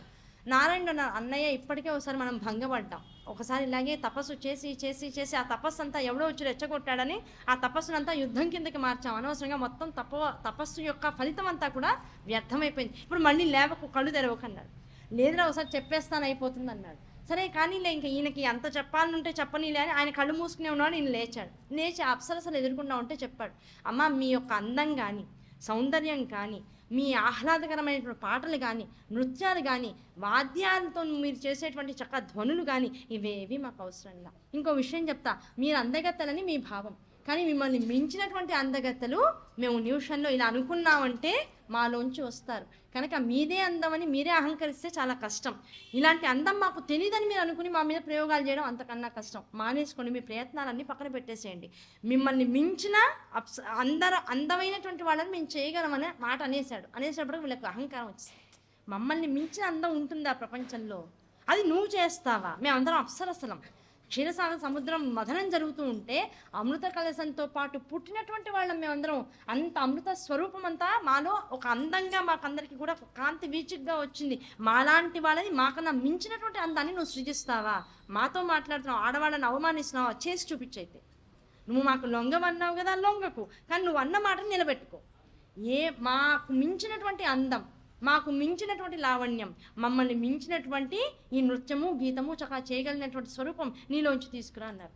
వెంటనే కూర్చున్నాడు. పట్టుదల మాట పెరుగుతుంటే ఉంది, పట్టుదల వస్తుంది. ఇదంతా దేనికోసం జరుగుతోంది, అహంకారం వల్ల జరుగుతోంది.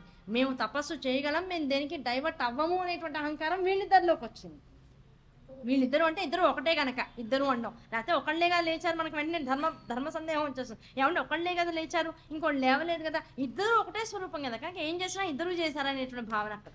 కనుక ఇంత తపస్సు చేసినా మేము లొంగం, అయినా వీళ్ళు లొంగించుకునే ప్రయత్నం చేస్తున్నారు. ఆ లొంగించుకునే ప్రయత్నం చేసే వాళ్ళకి మన తపస్సు సమాధానం కావాలి, కానీ మనం లేచి మాట్లాడితే ఒకటి వాళ్ళకి మనం లొంగినట్టే లెక్క. నువ్వు డిస్టర్బ్ అయ్యి లేచావా, ఊరికే కళ్ళు తెరిచావా, విసుగొచ్చి లేచావా, ఆ విసుగు తెప్పించడంలోనో లొంగడంలోనో ఎక్కడో వాళ్ళ కృతకృతులు అయినట్టేగా, ఆ విషయాన్ని మర్చిపోయి మరి కళ్ళు తెరిచారు, సగం తపోభంగం అయినట్లే లెక్క. పైగా అయి లేచిన వాళ్ళు మౌనంగా ఉండి మళ్ళీ తపస్సులోకి వెళ్లకుండా శపథాలు చేశారు, నీ అంత గొప్పవాళ్ళని, నీ అంత అందం కలిగిన వాళ్ళని, మీకన్నా అందంగా ఉన్న వాళ్ళని మేము లోపల నుంచి తీసుకురాగలం అన్నారు, తీయమన్నారు. దాంతో ఏం చేశాడు, తనకున్నటువంటి తపో ఫలాన్నంతటినీ కూడా తన ఊరు మీద చూపించి ఇందులోంచి ఇప్పుడు ఉన్నటువంటి వాళ్ళకన్నా అందంగా ఉన్నటువంటి వనిత బయటికి రావాలి అని అనుకున్నట్ట. ఎవరు వచ్చారు, ఊరు నుంచి పుట్టింది కనుక ఊర్వశి బయటికి వచ్చింది. ఆ ఊర్వశి ఎంత అందంగా ఉంది, అసలు నిజంగానే వీళ్ళ అందాలన్నీ కూడా మరుగున పడిపోయినాయట. ఆ అందాన్ని చూసేటప్పుడు వీళ్ళు మానపడిపోయారట. అబ్బా ఇలాంటి అందమా, ఇది అందమా, నిజంగానే ఇవిడ ముందు మేము ఎందుకు పనికి రావట్లేదు అనుకున్నారు. శరణాగతి వేడారు, నరనారాయణ కాళ్ళ మీద పడ్డారు, అయ్యా తప్పు చేశామన్నారు. ఆ తప్పు చేశామన్నారు, మళ్ళీ పెళ్లి చేసుకోమన్నారు, ఏదో చేసుకోమన్నారు, దేనికి లొంగల నరనారాయణ.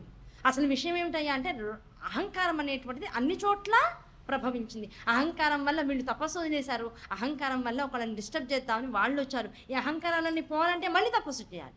వెంటనే నరుడు కూడా కళ్ళు తెరిచాడు, అన్నయ్య ఇంకో ఇందుకే చెప్పా, ఇవన్నీ అవసరమా, ఓ మనిషిని సృజించడం, ఆ తపస్సును వదిలేయడం, నువ్వు నన్నేం చేయలేవని ప్రగల్భాలు పలకడం, ఇవన్నీ అవసరమా? ఇప్పుడు చూడు, ఉన్న తపస్సు ఎన్నాళ్ళైతే మనం చేసుకుంటూ వస్తున్నామో అన్నాళ్ల తపస్సు యొక్క ఫలాన్ని ఒక అద్భుతమైనటువంటి రూపాన్ని క్రియేట్ చేయడంతో మొత్తం ఖర్చు అయిపోయింది. ఖర్చు అయిపోతే ఇప్పుడు ఏం చేయాలి, ఇప్పుడు నిల్ అయిపోయింది అకౌంట్, మళ్ళీ కూర్చొని మళ్ళీ సంపాదన మొదలెట్టాలి. మన సంపాదన లోకోత్తరంగా ఒక ఉద్యోగం చేయడంలో ఉంటే వాళ్ళ సంపాదన తపో సాధన, ఆ తపో సాధన మళ్ళీ కూర్చొని మొదలెట్టాలి. మళ్ళీ ఇద్దరం కూర్చుందాం. ఈ లోభాలకి ప్రలోభాలకి, వీళ్ళకి ఎస్సండం వీళ్ళకి లో అండం, పెళ్ళ వివాహమా ఉంచుకోవడం, ఇవన్నీ పక్కన పెట్టానే, ఇవన్నీ మనకు కావు అని చెప్పుకున్నాక మళ్ళీ ఇద్దరు అయ్యో ఎంత సమయం పోయింది, సంసారికంలో కూడా వచ్చేసారు, రకరకాల భావాల్లోకి వచ్చేసారు, అవన్నీ చెప్పుకోవడం అనవసరం. వాళ్ళు అహంకారంతో ఉన్నారు. అహంకారం అంతా మళ్ళీ లోపలికి వెళ్ళిపోయి అయ్యో ఎంత జీవితం వ్యర్థమైపోయింది, ఎంత కాలం వ్యర్థమైపోయింది అనుకున్న తర్వాత మళ్ళీ నరనారాయణ ఇద్దరు కూర్చున్నారట. అలా కూర్చోగా మళ్ళీ కొన్ని కల్పాల పాటు తపస్సు చేసుకుంటూ వెళ్ళిపోయారు. అదే నరనారాయణులు మళ్ళీ ప్రహ్లాదుడికి కనపడ్డారు.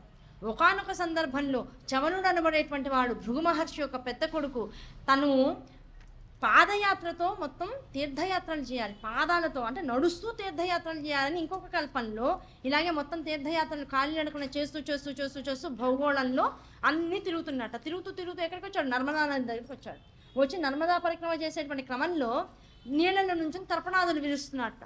ఆ విరిస్తే సమయంలో తక్షకుడు వచ్చాడు అక్కడికి. ఈ నర్మదా నది నాది, నా దానిలోకి వచ్చి నాకు ఇష్టం లేనివాడు తర్పణాలు వదులుతున్నాడు. కోపం వచ్చింది. చవనుడిని ఒక్కసారిగా మింగేద్దాం అనుకుని నోరు తెరిచి, తక్షకుడు ఎవరో కాదు, ఆ తక్షకుడు ఎక్కడ కనబడతాడు మనకి, పరీక్షణ్ మహారాజుని కాటేయడానికి వచ్చినటువంటి వాడు. రాజులు మొత్తం సర్పాలన్నిటికీ కూడా రాజు ఆయన. ఆ తక్షకుడు వచ్చి ఈ చవన మహర్షిని మింగేద్దాం అనుకున్నాడు. మింగేద్దాం అనుకున్నప్పటికీ మొత్తం మింగితే లోపలికి వెళ్ళి బ్లాస్ట్ చేసేసాడు. శ్రవణ మహర్షి మామూలు వాడు కాదు, లోపలికి వెళ్ళి బ్లాస్ట్ అయిపోతాడు. దేన్నైనా చంపగలడు. ఇక్కడ ఆయనకి విష కలసం ఉంటుంది, మామూలు వాడు కాదు ఆయన. ఏది కలుచుకుంటే అది చేయగలిగిన వాడు, శక్తి తక్కువ వాడు కాదు. తీర్థయాత్ర అనబడేటువంటి కార్యంలో ఉన్నాడు గనక, దీక్షలో ఉన్నాడు కనుక అహింసని వదలాలి, హింస చేయదలుచుకోలేదు. అందుకని అహింసా వ్రతంలో ఉన్నటువంటి వాడు కనుక ఏం మాట్లాడలా, సగం మింగాడు. ఆ సగం మింగిన దానికే తక్షకుడికి ఇదంతా మండిపోయింట. పాతాళంలోకి వెళ్ళిపోయాడు, వెళ్ళి అక్కడ వదిలేశాడు. చవనుడిని తీసుకెళ్ళి పాతాళంలో వదిలేసేసాడు. వదిలిపడినటువంటి చవనుడు ఏం చేశాడు, సరే ఏదో పాతాళంలోకి వచ్చాంగా, వచ్చి చుట్టుపక్కల అన్నీ చూసుకుని వెళ్దాంలే అని పాతాళాన్ని అంతా చూస్తున్నట్ట. ఈ లోపల ప్రహ్లాదుడి యొక్క అనుచరులు చూశాడు. ఏమండి, పైనుంచి చవనుడు వచ్చాడు, భృగు మహర్షి యొక్క కొడుకు వచ్చాడు. ఏదో చూస్తున్నాడు, ఏం చూస్తున్నాడో తెలియదు. కానీ మీ శుక్రుడు వారికైతే అన్నగారు. శుక్రుడు ఎవరు, రాక్షసులకి గురువు కనుక మీ అన్నగారు ఇప్పుడు వచ్చినవాడు కనుక మేమెవరం కూడా ఆయన అరెస్ట్ చేయడానికి అవకాశం లేదు. మీరు వచ్చి ఆయన ఆహ్వానించి కూర్చోబెట్టి నెమ్మదిగా మర్యాదలు చేశాక అసలు ఎందుకు వచ్చాడో కనుక్కోండి అని చెప్పారు. వెంటనే ప్రహ్లాదుడు వచ్చాడు. వచ్చి ఆనందం, మీరు ఇక్కడికి రావడం, మా పాతాళలోకానికి రండి, కూర్చోండి పాదసేవ చేశాడు. ఏదో కాస్త టీనో కాఫీనో ఇచ్చాడు. కూర్చోబెట్టిన తర్వాత అప్పుడు అడిగాడు, అయ్యా మీరు ఇక్కడ దాకా వచ్చారు అంటే ఇంద్రుడు ఏమన్నా మా మీద రెక్కీ చేయమని పంపించాడా, మేమేం చేస్తున్నాం, మేమేం చూస్తున్నాం, మేము ఎలాంటి ప్రణాళికల్లో అయినా ఉన్నామా, ఇలాంటివన్నీ చూడడానికి ఏమన్నా మా దగ్గర పంపించాడా, నెంబర్ 1. నెంబర్ 2, ఇంకేమన్నా ఉద్దేశం ఉందా అని అడిగాడు. అయ్యా జరిగిన విషయం ఇది, తక్షకుడు ఫలానా నర్మదా నదిలో నేను తర్పణాలు వదులుకుంటుంటే నా మానాన్ని నేను తీసుకొచ్చి ఇక్కడ పడేశాడు. ఎలాగూ పడేశాడు కదా, ఒకసారి పాతాళాన్ని కూడా చూసి వెళ్దాం, ఎలాగో పాదయాత్రలో ఉన్నాను కదా అని ఒకసారి అన్నీ చూస్తున్నాను. ఇంతకుమించి నాకేం లాభాపేక్ష లేదు, ఫలాపేక్ష అంతకన్నా లేదు, నువ్వేం భయపడక్కర్లేదు అంటే మంచిది. మీరు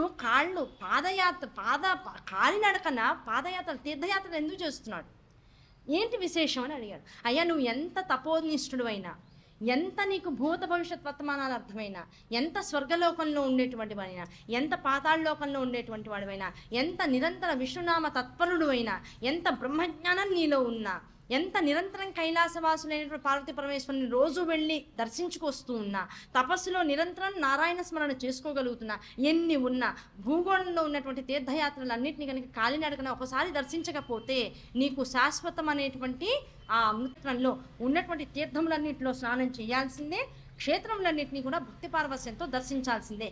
ఆ క్రమం నా గురువుల ద్వారా తెలుసుకున్నాను. పాదాలతో నడుచుకుంటూ మొత్తం తీర్థయాత్రలన్నీ చేస్తూ వస్తున్నాను కనుక ఆ చేసే క్రమంలో అనుకోకుండా ఇక్కడికి కూడా వచ్చాను అని చెప్పాడు. అబ్బా ఆనందం, చాలా అద్భుతమైనటువంటి విషయాన్ని చెప్పారు కనుక నేను కూడా ఇవాళ నుంచి తీర్థయాత్రలు కాలినడకని చేస్తాను అని కొంతమంది భటుల్ని తన సైనికుల్ని తెచ్చుకున్నాడు. ప్రహ్లాదుడు కూడా చక్కగా మొట్టమొదటి నైమిసారణ్యంతో మొదలెట్టాడు. ఆ నైమిసారణ్యం నుంచి బదరీకి వెళ్ళాడు. ఆ బదరిని కూడా చక్కగా ఆ గంగా నదిలో ప్రశాంతంగా కూర్చుని సరస్వతి నదిలో తర్పణాలు వదులుకున్నాడు. బయటికి వచ్చేటప్పటికల్లా ఒక క్షేత్రం అంతా కూడా బాణాలు కనబడ్డాయట. ఒక 5 నిమిషాల్లో చేసేస్తాను. బాణాలు కనబడ్డాయట. ఏమిటి ఇక్కడ ఇన్ని బాణాలు ఉన్నాయి, ఏమైనా యుద్ధం జరుగుతుందా అనుకున్నట్ట. ఏదైనా యుద్ధం జరిగి ఆగిపోయిందా అనేటువంటి డౌట్ వచ్చేట. చూశాడు, ఎక్కడ పడితే అక్కడల్లా బాణాలు సగం విరిగిన బాణాలు, పూర్తిగా పడిపోయిన బాణాలు బోర్డు ఉన్నాయి. ఆ బాణాలన్నీ చూసి ఇంకా ముందు చూసేస్తే ఆ బాణాలన్నింటికి లోపల బిందు స్థానంలో 2 కూర్చుని ఉన్నారట. తదేక నిష్ఠతో తపస్సు చేసుకుంటున్నారట. వాళ్ళిద్దరి పక్కన విల్లంబులు, కత్తులు, గదలు ఇలాంటివన్నీ పెట్టబడి ఉన్నాయట ధనుస్సులతో పాటు. వీళ్ళు తపస్సు చేసుకుంటున్నారా, యుద్ధం చేస్తున్నారా?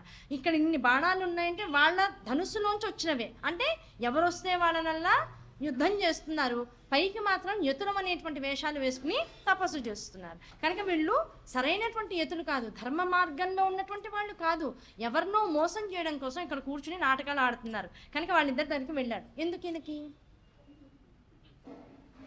ఎవరో పూజ చేసుకుంటున్నారు, వెళ్ళాం, చేసుకుంటున్నారు, ఇస్తే తాంబూలం తెచ్చుకో, లేకపోతే నమస్కారం పెట్టుకుని వచ్చేసి వెళ్ళి ఇది ఎందుకు చేసావు, అదెందుకు చేసావు, ఇది కరెక్టా, మీ అత్తగారు చెప్పిందా, ఎవరు చెప్పిన పద్ధతి, ఇది కరెక్ట్ కాదు అనడానికి నీకే మొదట ఉపోద్ఘాతాన్ని గుర్తుపెట్టుకోవాలి.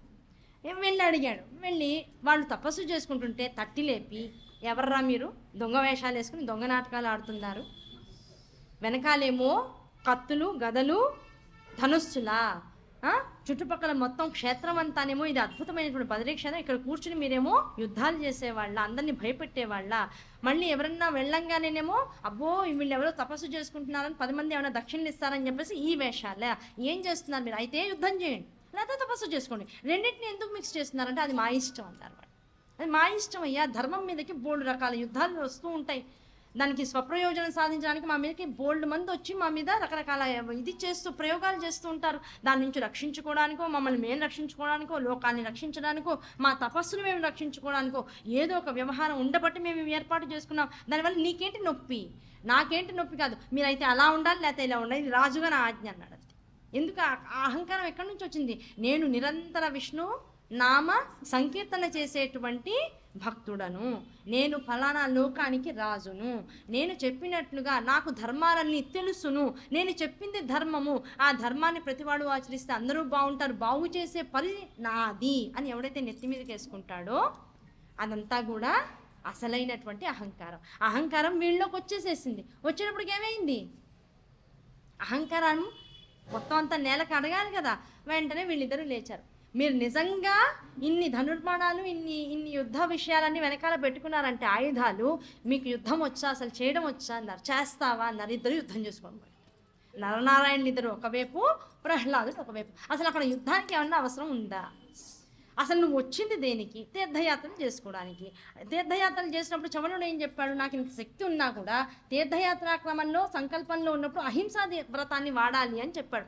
కనీసం ఆ మాటను సవ్యంగా వినుంటే నువ్వు యుద్ధం వైపుకి వచ్చేవాడివి కదా, ఒకళ్ళ వైపు వేలు ఎత్తేవాడివి కదా. నువ్వు చేసేదంతా నిరుపయోగం అయిపోయిందని ఈ క్షణంలో ఇప్పుడు నీకు అయిపోయింది కదా, అర్థమైపోయింది కదా. ఇప్పుడు ఏమైంది? అనవసరంగా యుద్ధం ఉంది. ఒకవైపు నరనారాయణుడు, ఒకవైపు ప్రహ్లాదుడు చేశారు చేశారు చేశారు 1000 ఏళ్ళు చేశారు. ఒక రోజు కాదు, 2 రోజులు కాదు, 1000 ఏళ్ళు చేశారట. ప్రహ్లాదుకు ఆశ్చర్యం వేస్తుంట. వీళ్ళు మామూలు వాళ్ళు కాదు. నాలాంటి వాడితో ఇన్నాళ్ల పాటు యుద్ధం చేశారంటే వీళ్ళు మామూలు వాళ్ళు కాదు.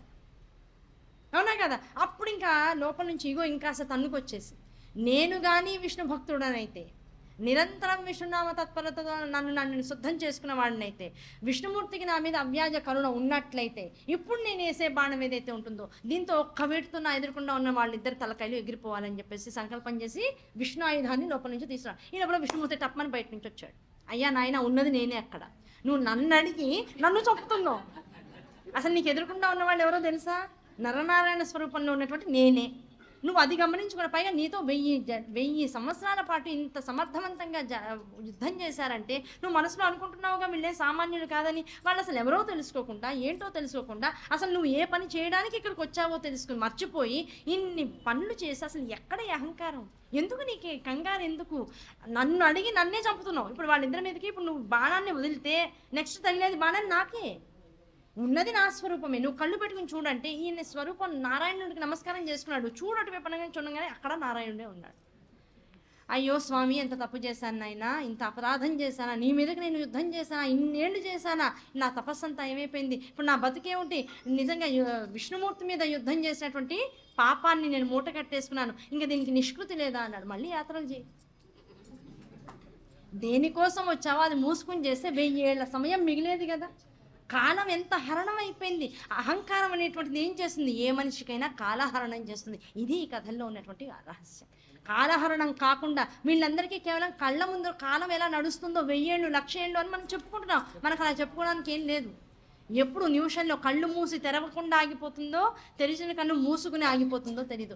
పీల్చిన ఊపిరి లోపల ఉండంగా ఆగుతుందో, వదిలిన తర్వాత మళ్ళీ పీల్చలేకుండా అయిపోతామో తెలీదు. ఎప్పుడు ప్రాణం ఇది లాస్ట్ ఊపిరి అని చెప్తుందో మనకి సంకేతం లేకుండానే శరీరం వెళ్ళిపోతుంది. అది పడిపోయే లోపల అన్నీ ఆగిపోయే లోపల ఈ శరీరం ఎంత ఉందో, ఎందుకోసం ఏం చేయడానికి ప్రహ్లాదుడు యాత్ర చేయడానికి జగత్తులోకి వచ్చి మాయలో పడ్డాడు. మనం ఈ శరీరంతో దేనికోసం ఈ భూమండలంలోకి వచ్చామో ఆ విషయాన్ని తెలుసుకుని దేవి భావతం ద్వారా ఆ విషయానికి అనుసంధానం చేసుకుని మన జీవితాన్ని ఒక సంకల్పపూరితంగా నడుపుకోవాలి తప్ప మధ్యలో వచ్చే డైవర్షన్స్ వైపుకు వెళ్ళావా ఈ జన్మకి కాలహరణం అయిపోయినట్లే. ఇలాంటి కాలహరణాలు మళ్ళీ జరగకుండా మళ్ళీ జన్మలు రాకుండా ఆ జగజ్జనని మనందరినీ అనుగ్రహించాలని దేవీ నామస్మరణతో నిరంతరం మన జీవితాలు ఉత్కృష్టమైనటువంటి సాధనా మార్గాల్లో నడవాలని మనస్ఫూర్తిగా ఆ తల్లినే అనుగ్రహించమని నమస్కరించుకుంటూ అమ్మకి వినతిని ఇచ్చుకుంటూ ఈ పూట ఈ ప్రవచనానికి స్వస్తి చెప్పుకుంటూ స్వస్తి ప్రజాభ్య పరిపాలయంతాం న్యాయేన మార్గేణ మహిమహీషాః గోబ్రాహ్మణేభ్య శుభమస్తు నిత్యం లోకా సమస్తాః సుఖినో భవంతు